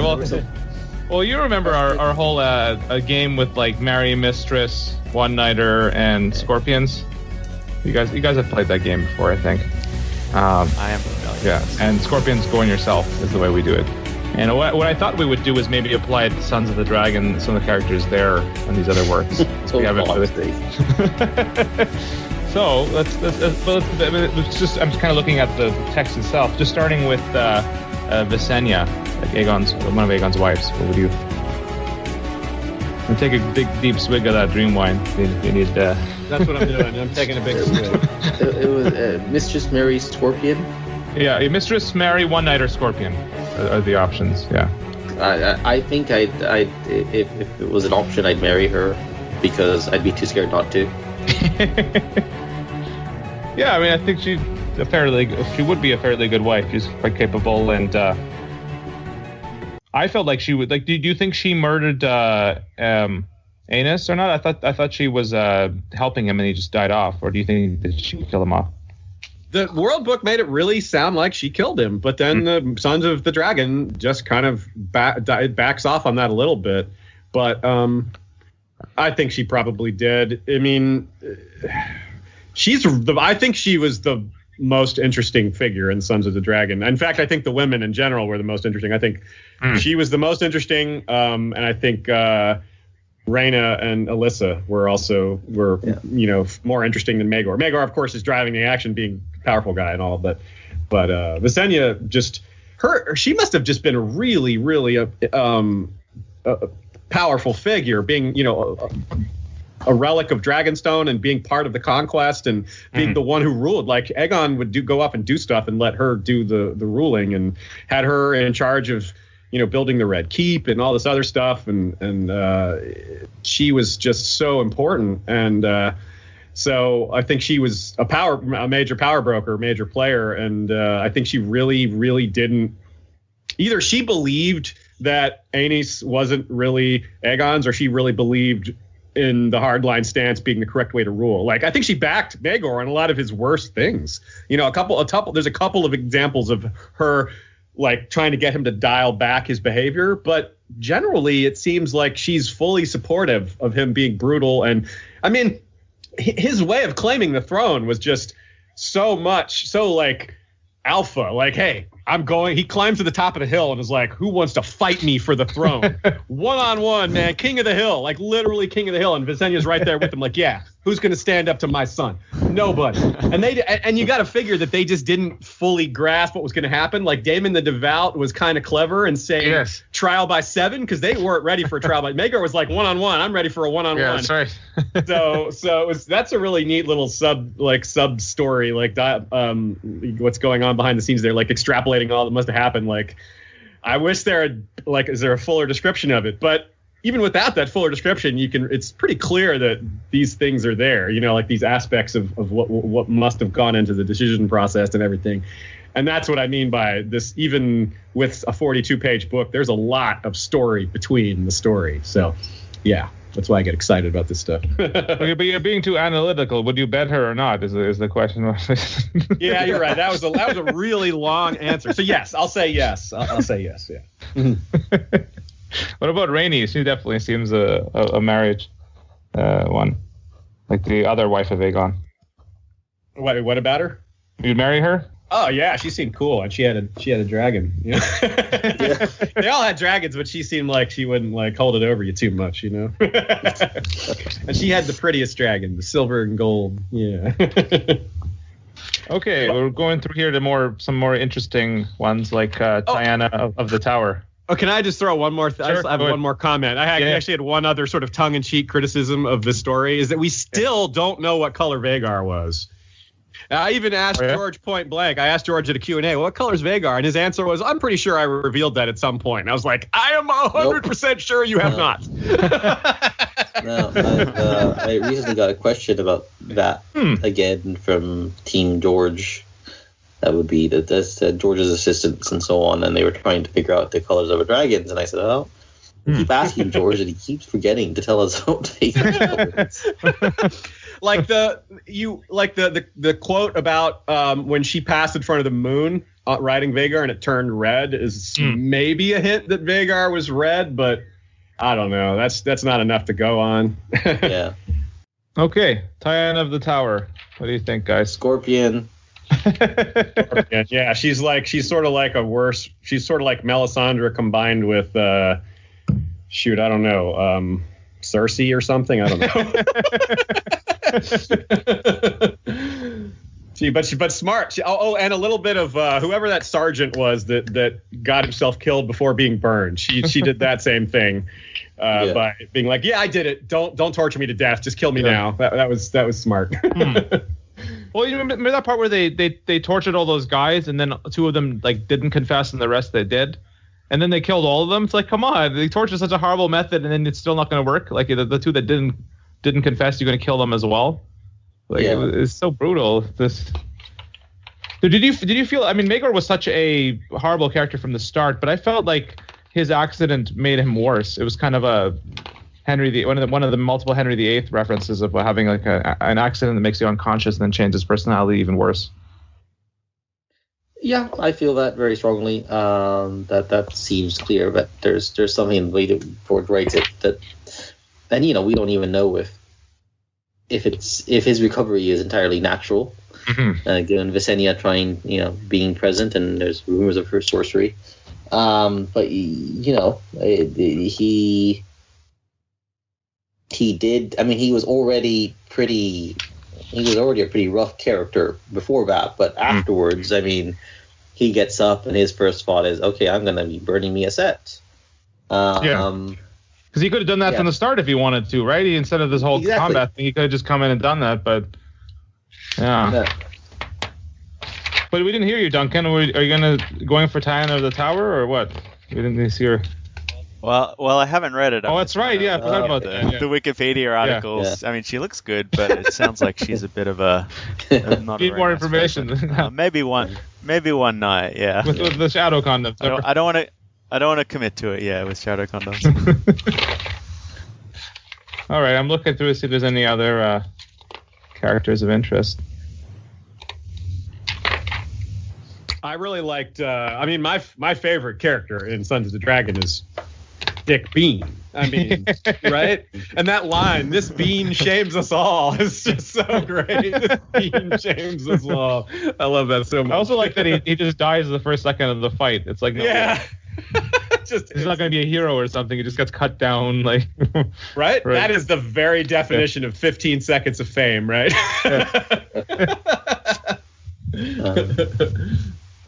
And how about I love the parallel there to the trial by 7 in the Hedge Knight, right? Even down to the blow to the head right at the end there. Right. With it being a 2-on-1 at the end, yeah. So you guys think that Tyanna then she just fake confessed to be killed off quickly, right? That's what you're thinking? Like she didn't actually interfere with all. I'm not sure that it was a fake confession, but it was definitely done to avoid torture. I mean, she may have lied to do it, but she may have just admitted it to also, like, either way she wanted to avoid torture. So it should say anything to avoid torture. But that doesn't mean it wasn't true, because she definitely seemed ambitious. She rose from tavern dancer to first master of whisperers to queen. So it seems like she was very ambitious, and to get rid of the other queens is a reasonable thing for an ambitious person to do. But I mean, we don't know for sure. Yeah. And it doesn't seem like she could possibly be responsible for all those abominations. No, he had problems before she even got over there. She definitely had. That makes me think that he was always he had problems at the start, and she didn't interfere. But okay, Poxy Jane. They're good ones. That's a pass. That's a hard pass. I mean, with Poxy, like, come on. Yeah. It's like, who's next? What do you think of this girl, Infected Ingra? Well, that's the abbreviation for Star Trek Discovery, right? STD. Yeah. Let's all go pay a visit to leprous Lucy, shall we? Yeah. Anyone else here? I'm just looking through here. I don't see.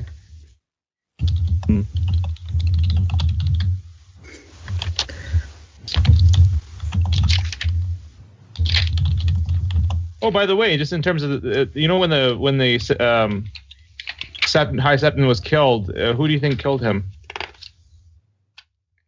Oh, well, that was Sir Morgan Hightower. Yeah, he was taken out definitely, right? Because they wanted to surrender, but they needed to kill him off, right? The Hightowers did not want their shit getting wrecked by Vagar and Valerian. And I think with the Citadel as well would want the city to surrender as well. Like they don't want to lose everything. Like it was really close. It was basically like Old Town was almost destroyed multiple times, and it would have been horrible if it was, right? It's such a It'd be hilarious to learn that like 4 different people were trying to assassinate him, and it was they're like, well, it was like the Southron conspiracy thing. It's like, no, they weren't really working together. They just all had the same goal that lined up. They're like they all saw the same benefit to getting rid of this guy. Westerosi Express. What about Maegor? Did Maegor was taken out, I think? That's another major change from World of Ice and Fire versus Sons of the Dragon. Like, I thought, good chance he killed himself based on the way it was written in the World of Ice and Fire. But with a spear, like one of the spikes poked through the back of his own neck, that is like, ooh, I don't know about that. Also, he does not seem like the suicide type. I think he would just, if he thought he was losing, he would just mount Balerion and just kill as many people as he could. He would go out he's like Kim Jong-il. Like, he still has like nuclear weapons, and he would fire them. He wouldn't just like surrender, basically. Like, he still had a nuclear weapon in his hand. Okay, I have a great theory here. This is a multi-part theory. I mean, well, it's not a multi-part theory. It just takes into account multiple pieces of evidence. Okay, so Visenya founded the Kingsguard. It was her idea to make sure they were hyper loyal rather than being hyper badass. Well, they still should be badass, but number one, they need to be hyper loyal. And so what we do know is that when Rhaena ran off in the confusion during Visenya's death, they stole Dark Sister, and 2 of the Kingsguard went with. Wait, maybe I'm mixing it up. When Blackfire was stolen. Either way, whatever. There was whenever the 2 Kingsguard left with them, and the other Kingsguard was found dead with his cock in his mouth at a brothel.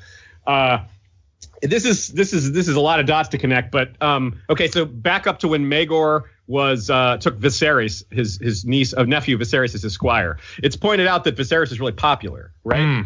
Yes. Okay, so Viserys couldn't escape when Rhaena escaped because he was always under guard by the Kingsguard. So, and put those 2 together, Viserys was really popular, really well liked, and constantly under guard. And then he was tortured to death, and the Kingsguard were ordered to do this. So that probably caused some serious, like, man, I really hate being Kingsguard for this guy. Yes. Yeah. And so that's why 2 of those people ran. That's part of why 2 of them ran off. And we don't know if Maegor replaced those Kingsguard. And if he did replace them, well, Visenya wouldn't have been around to like make sure they were the same quality or the same type of loyalty stat, like that same priority may not have been placed on them. So new Kingsguard could have been like, I'm going to join the Kingsguard specifically to take this dude out. I mean that's a little too conspiratorial maybe, but something along those lines. Ambitious people that joined in. They didn't have the same scrutiny on them. Yeah. Yeah. And so maybe, and considering that he killed 3 Grand Maesters, you can consider maybe he was like drugged, because there's no sign of him fighting back. There's no sign of him fighting back, which is bizarre to me. Like, that dude's nothing if not a fighter. Yeah. So if he was too drugged to fight back and they, killed him on the throne, then I don't know. It's a lot of room to theorize. Well, yeah, the Kingsguard were not happy about torturing that guy to death. Like they basically said like he probably doesn't know anything, right? And Maegor says, well, he dies. Yeah. So, but do you think in one of the previous, like, do the Kingsguard know about the passageways or not? I'm trying to remember like when that was. They would have one of the previous. Well, you'd think they might, because Maegor, we get the, we don't know how. We know Maegor killed the workers. We don't know how much of that he planned. We know that he took over. Like, we know he built Maegor's holdfast, but we don't know, like, maybe some tunnels were planned, and then Maegor was like, no, let's have a lot of tunnels. But maybe it was no tunnels planned, and Maegor was like, we need tunnels. So we don't know, like, somewhere in between there, maybe. So if the Kingsguard are following Maegor around and like protecting him wherever he is, then they might know about some of those tunnels. He might trust them too much. Although I guess we don't even need the tunnel. I think I like what you're saying, because it says in the text, it's saying the 2 knights would have had to work together. Well, that could have happened. It's just the 2 Kingsguard took him out. Like, I think it's simple. You don't need tunnels or anything like that. The 2 Kingsguard that were new took him out. Yeah, and if he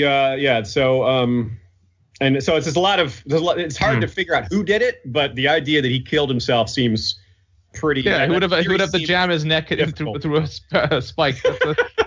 Yeah, it's both the fact that the method of it and the fact that he would do it at all are both very questionable. Yeah. If he took a running leap, a backwards running leap. That's funny. Maybe it was the dream wine that somebody fed him. That's he's tripping. You know, if there's any mysterious deaths, you guys have put me in your will, right? Yes, you can inherit my my vast collection of 6 Shire Post Mint coins. That was that disclaimer you got us to sign at the start of the right. Okay, I think that's all I have to say. Really, I think we've burned through it. It was fun. It was fun. A lot of fun, guys. Good chats. Very good. Yeah. I'll let you guys know when it's edited and out. Cool. Cheers. Cool. Okay. Good. Have a good rest of the... I did notice here you had some questions copied from the forum. Oh, yeah, for sure. Let's see if there's anything that catches your eye. There's one that obviously was addressed to me, so I figured I'd at least answer that one. Okay, sure. Varley, if I'm on, are we working on anything with George, or do we have plans to? And I wanted you to answer that too. George is kind of working to get Fire and Blood done. I mean, we've got the manuscript partial. It's not done yet. It's sort of all the stuff that he had written already. It doesn't have some of the new stuff that he is writing. There's he did say when we met at Worldcon that he was going to do more about Jaehaerys, since Aziz brought that up. So yes, cool. We are going to look it over. We're not writing it with him. It's his material, but we're gonna, provide our notes, and he's going to send it our way. And that is the main thing we are doing, George. We have no immediate plans to kind of write a new World of Ice and Fire, but we are always willing and happy to help George. So that one I thought I should remark on. Cool. That's awesome. Yeah, so hopefully we get maybe like stories about him going north with his dragons, and stories about all his different kids and all those different tie-ins to the how he named all those characters, or maybe you guys had a hand in that, naming them in that very specific way that ties into the Varys, Illyrio, Fagon stuff. That's just really cool stuff. I'm excited. Yep. No, I was looking over to anything else immediately to. Well, one right there was just a quick answer, because I don't think I've actually asked you guys before. Is if you were who would you pick for your Hand of the King if you were suddenly king of Westeros? Barth. Barth. Yeah, it's another thing I would love to learn about that time period, is just all the cool stuff Barth had to say about whatever he wants to talk about. I want to hear it. We did an episode on Barth. I think Viserys II was an excellent hand as well, but Barth was probably more interestingly learned than Viserys. Viserys was an extremely good administrator, but and obviously people will learn more about him when Fire and Blood comes out, because we'll have the material on the Regency and such. That is all very interesting stuff, and I found Viserys quite interesting in that book, or in that story. Duncan? Yeah, I'm trying to think of someone from the current novels. I'm not as savvy with the previous Targaryen hands. It's hard because a lot of them have loyalty to their family. Like Tywin was a good hand, but he was obviously so loyal to the Lannisters. Yeah. That was always his priority. Like Queen of Thorns maybe, but she'd obviously be working behind the scenes for the Tyrells. Yeah. I like what Kevin Lannister was saying. It was pick somebody who's high up for another lord, but then you kind of pull them to your sphere. Yeah. Yeah, you see Euron does the same thing with promoting other people's second and third in commands to lords of the Shield Islands. I kind of like the idea of Davos just as someone who speaks on behalf of the small folk, or considers the small folk in all of his decisions. He doesn't have that southern political savvy, but maybe. I don't know, maybe in order to break that constant politicizing, maybe you need someone who isn't constantly scheming. It's hard to say whether you want someone who's good at the system or someone who's going to change the system a bit. So maybe you just add a grand a council position for small folk. Yeah. Oh yeah, that'd be a prestigious role. Yeah, that's right. Ambassador. I might go Davos. Yeah. I love Davos. He can get better. Like, he obviously probably couldn't handle it now, but over a couple of decades, over a few years, he'd probably get better. One final question for you guys. Okay, this is the last one, but it's actually a good one. Okay, now you're in a Maegor situation. You're on you're on the throne, and you must have a child. Like, and you have no heir, and you have 3 brides you can marry in current period Westeros. Who would you marry? Who would you pick for that situation? Current period as in ends in Ice and Fire period. Yeah. Okay. Wait, so we would have to... Up to 3 you can have. We get to... Whoa. You're trying to have an heir. You're desperate to have an heir. Well, dang. Well, probably one of the Freys, right? One of the Freys. Yeah. Well, Marjorie. not one of Marjorie. Okay. That's a fairly straightforward one, I think. Why don't you go? Yeah, maybe Marjorie, Sansa, Arianne. Just hit all the big families. Yeah, but you're not picking any proven fertility ones. Like we don't know how much. How much? One of them's bound to work. That you're gonna hit. The odds are greater that you are the problem than that all 3 are the problem. So I think with 3 wives, you've got a pretty good. I don't think you need to worry too much. Yeah, it's either on you or it's going to be just fine. Oh, woe is me. Oh, woe is me. My 3 wives are Marjorie, Sansa, and Arianne. What will I do?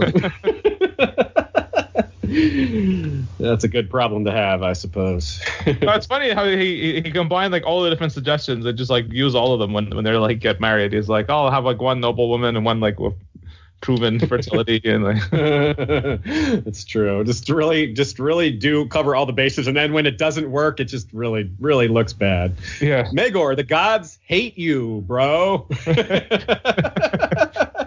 The High Septon's been calling you an abomination for all this time, and now it's like, here's the proof.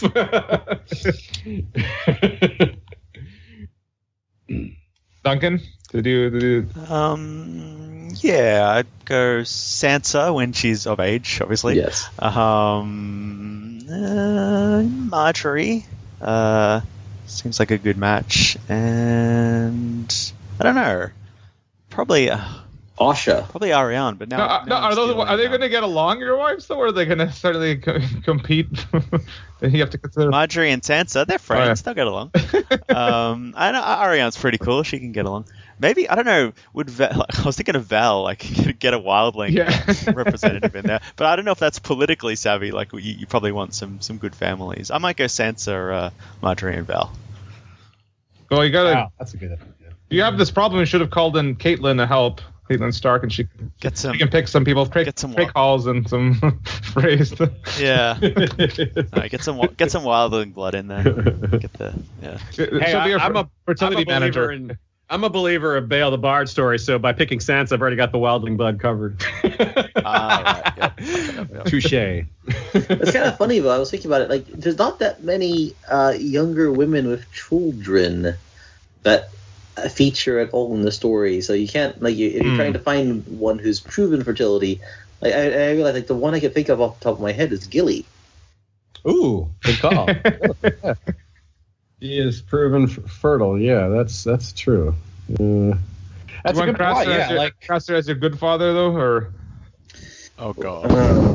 Yeah, there'll be some problems with that. What about Ilaria? She's proven fertile. True. She's not. She doesn't have as much political clout, being a bastard and all, but still, that means a little less than Dorne. But widows. I'm trying to think of widows with kids. Cersei. Oh yeah, that's actually a decent one because it's so easy to forget. It's so easy to forget that. Yeah, that she's much older in the show. That she's not. That she's like still late 20s in the books. She already has her max amount of kids. She can't have any more. She's the prophet of birth control. Good point. Very good point. Yes, she's done. She's prophetically maxed out. Yeah. That's true. None of us suggested Asha, but she's also not proven fertile. She might be pregnant or not, right?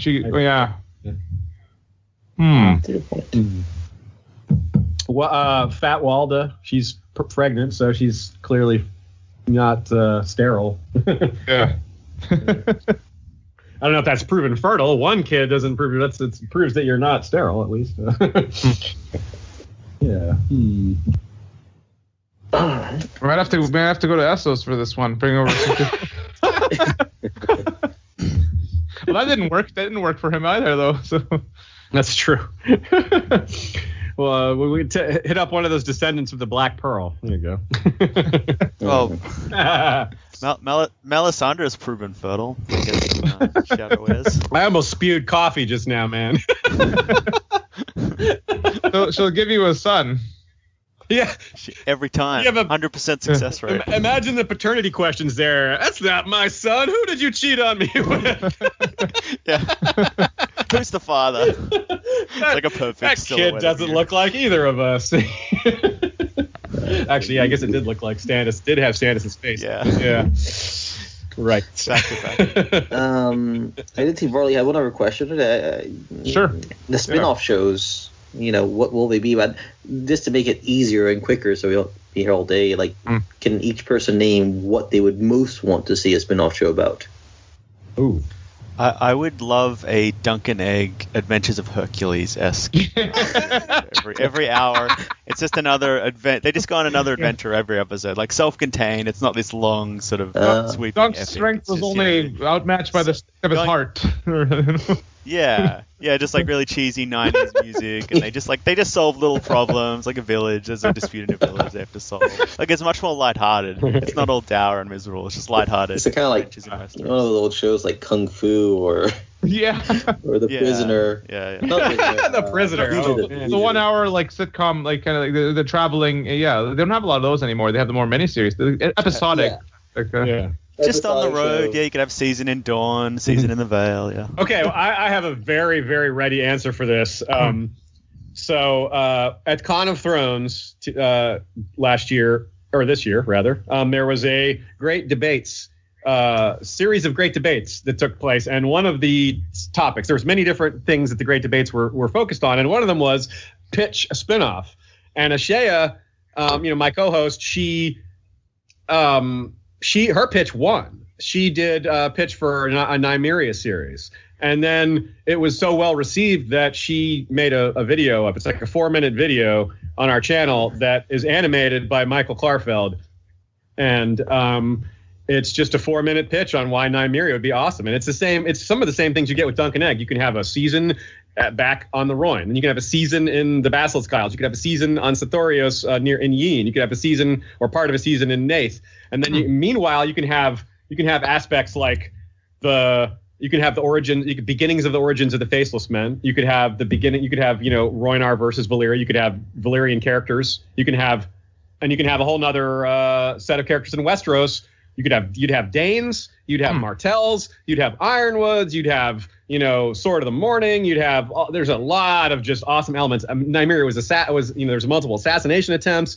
You can have dragons and blood magic and creepy different. It's just vastly wide open for it. It screams series because of how each season could be a different location along their long journey. So anyone listening, go to our channel and watch that video if this sounds cool to you, because she did a really good job presenting it really concisely, and she wrote a script and all that, so good stuff. So that's my pick. That's pretty awesome. I mean, or Xena Warrior Princess, the second edition. The only problem with it is that HBO, screwed Dorne so hard that I think it left a bad taste in people's mouths. So this would probably not. But Dorne is at the very end of her tale, right? They were plenty of time to. Well, not the end, but last few seasons of the action. Or her idea is that you would have parallel plot lines. You would be interviewing. You would have Westeros going while Nymeria was on her way. So you'd have just like how Dany is in Essos this whole time and not really interacting with Westeros. You have the Rhoynish plot, and then you have Mors Martell and Yorick Ironwood or whoever it was at the time, and Davos Dane and whoever all those guys were doing their thing until Nymeria gets there, and then they all merge together. So yeah. Now, if it was in the 90s form, they wouldn't have that parallel stuff. It would just be traveling one to one, and then she finally gets to Dorne, and then it would be there that you have a bunch of new characters show up. I think. So there's a number of ways you could do it. I think it would be cooler if you did. You have Valyria and the Rhoynish and Dorne all kind of parallel, and then they sort of converge many seasons later or as you go. But you don't have to do it that way. You could do it a simpler way and just introduce all that stuff later. Yeah, Linda and I did a series of videos discussing, all the sort of things that came to mind that fit within what they said, with George and what has indicated could be possibility or what isn't a possibility. He rules out like Robert's Rebellion. And I mean, the one that we favored just as a way to kind of keep a lot of familiarity, a lot of the elements that people are very familiar with, like dragons and Targaryens, was a Dance of the Dragons. That one obviously has the big budget questions. I mean, how are you going to show?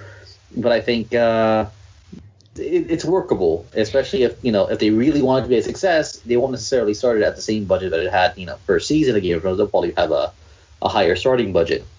I mean, you guys seen that news recently that Amazon is negotiating to get the rights to Lord of the Rings, and they're talking 100 150 million per season right off the bat. So it's entirely possible HBO's perfectly willing to go 100 million on the first season of something. So Dance of Dragons is what we kind of our favorite idea. It feels like it's very fleshed out. You got all the details there. It's got a lot of characters, not necessarily all likable, but obviously the writers can do a lot in terms of how to present characters like Daemon, and so that would be my pick, I think. Cool. Do you have a favorite? No, I probably still would do Dunk and Egg. I think I prefer, but all these ideas are great. I just think, it's HBO that has the rights for everything, and it's got. It seems like they would all be live action. Like just regular. I wouldn't mind an animated version of one of these, to be honest. Yeah. I think that could deal with some of the problems. Yeah, I actually thought like something like doing Robert's Rebellion as an animated thing, as a way to kind of get around the costs and also not having the same actors. Not having younger versions of actors. You could just kind of go and but I don't know. I when's the last time HBO's really gone big on animated stuff? They had that. They adapt animated works, but then again into live action again. They don't do animated themselves. Is the thing. It wasn't the old Spawn TV series on HBO. That was years. Was it? Ago. Oh, that was a long time ago. Yeah. Long time ago, and they did have something more recent, which was a sort of comedy about pets or dogs or something. I can't remember the name of it, but that was a small thing. That was not at all in the wheelhouse. But I don't know if they are serious about the whole franchise and keeping it going. They may eventually explore different avenues, feature films on something that would be. Even talking about Game of Thrones in the past. So we'll see. We'll see what the future brings. I think it's safe to say we don't know it's coming, but it'll be something. And this is, sure. Game of Thrones is a long way from not being a TV thing or a phenomenon. But do you feel like these ones will be as popular as Game of Thrones, or do you think Probably they may? Not. Yeah. Probably. No, I don't think so. It's going to be pretty hard to do. They'll make money though. Yeah. Yeah, I don't think the idea is it's tough to follow. This one is Game of Thrones is completely off the charts. It's I was discussing this recently. Game of Thrones there's nothing else like it in this millennium basically that has captured that kind of zeitgeist. It's going to be impossible to capture the exact same energy on a follow-up. But you can capture. The idea is to maintain some of that momentum, and I think that's absolutely possible. It may not be the same enormous insanity right off the bat when you're introducing brand new characters and a new time period, but the idea is you'll have the momentum, you'll bring at least some of it into your new show, and then if you grow it right, you might start building back up to those heights or not. It's a big risk. At the same time, they see a big potential for a big reward if it kind of works out, if they can keep, or even better, if they come to the point where they can have two different shows, at different points in the year that draw viewers. That's a win for them. Yeah, I think the difference is obviously they've only got sort of concepts or broad summaries of events, whereas with Game of Thrones they had really detailed descriptions and dialogue and things that they had source material that they could draw from. if they wanted to make a Dance with Dragons, or not a Dance with Dragons, the Dance of the Dragons, or Robert's Rebellions, they'd be writing the scripts pretty much from scratch. They'd have the broad strokes, but they'd be writing the dialogue, creating the characters from scratch. So it'd be their story rather than George's. I assume he's not involved. He might consult, but I don't assume he's right. He's been consulting, and I mean, some of the ideas. One of the ideas of the 5, he said, he pitched it, and it's his idea. So, given the reactions to the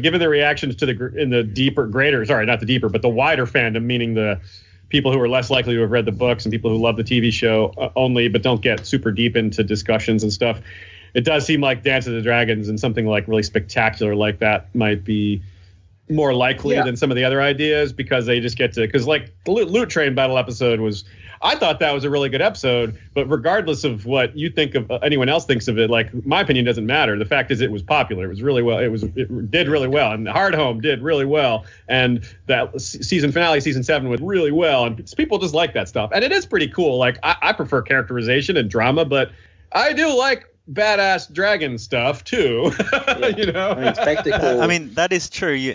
You can't argue with the ratings. The spectacular stuff is very popular, so it could sell well. Yeah, the spectacle side of it. I mean, I'm just trying to imagine, like with the Dance of Dragons. I mean, how just amazing would it be to see Daemon fighting over, leaping off Caraxes' back, and with Dark Sister in his hand. He has some really cinematic moments in that story, and I'm sure you can come up with lots of cinematic stuff. I mean, if you're going to show the Rhoynar being destroyed by 100 dragons and water wizards and things, you could have some really amazing spectacle. And spectacle does seem to be a lot. I mean, it's part of my critique, and part of the reason I gave up on the show is that spectacle started to become, to me, the point for them in a lot of ways. It was, how do we top this? How do we top this? And we keep rising. To me, you start losing sight of things. But the vast majority of the audience that's exactly what they want. They want stuff spectacular. I mean, the Fast and the Furious movies do really well for some reason, and I can guess it's really spectacular. Damn it! Yeah, right. They need to cast Vin Diesel as is it Garen? Is he that Rhoynar? Oh, Garen the Great. Oh yeah, Garen the Great. One last question for you, Elio, before you go. This, when you said Aemon took the second oath at the wall, I actually was thinking about that recently. Is that something Maesters regularly do, or is something that you think is an exception that he took the second oath? That's an interesting question. I mean, for sure. I mean, he absolutely did take the oath to be there. And he obviously has a strong motivation. He wants to make sure that there's no one going to drag him away into the politics of King's Landing again, or to use him against his brother. So my inclination is that when Maesters come there, it's probably, I mean, they are going to be there for life, so I think it's probably felt appropriate for them to take the vows as well. But are Maesters typically sent to a place for life, though? I mean, you think they could be reassigned or move up the ladder at some point? They're sent to, I mean, you would think so, and we don't really know very much about how Archmaesters and sort of the whole system by which, like, I mean, all we have is Morwen suggesting that there's some conspiracy as to why Aemon isn't an Archmaester in the Citadel, which is, we know there's no conspiracy. It's Aemon didn't want to. But we have no real evidence that I can think of Maesters moving around. Every Maester we've met who serves at a castle that's it. Like Pylos, who's sent to help Crescent. He seems to have come straight out of a Citadel to serve there. And I mean, I'm going to guess that a lot of Archmaesters, probably, I think there's a lot of Maesters who stay at the Citadel. They don't get assigned. They remain part of the teaching faculty. They're like tenured professors. Yeah, exactly. And then they stay there, and they kind of, so you have this whole structure within the Citadel. Like we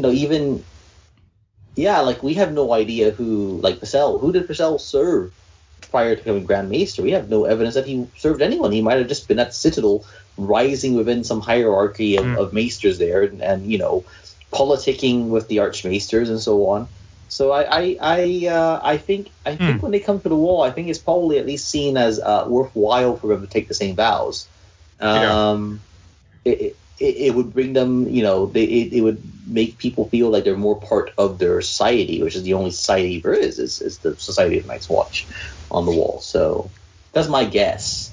And I guess the timing is important too, because we know when he went to the wall, it was right when his brother was crowned after the Great Council. So it's like a fresh oath to kind of renew, because he took the Maester Oath when he was like, I don't know, probably 10 years prior to the Great Council or something like that. So it's kind of like a renewing your vows kind of thing. I guess that, like, as far as a public demonstration, that it might have carried some weight that way. I don't know.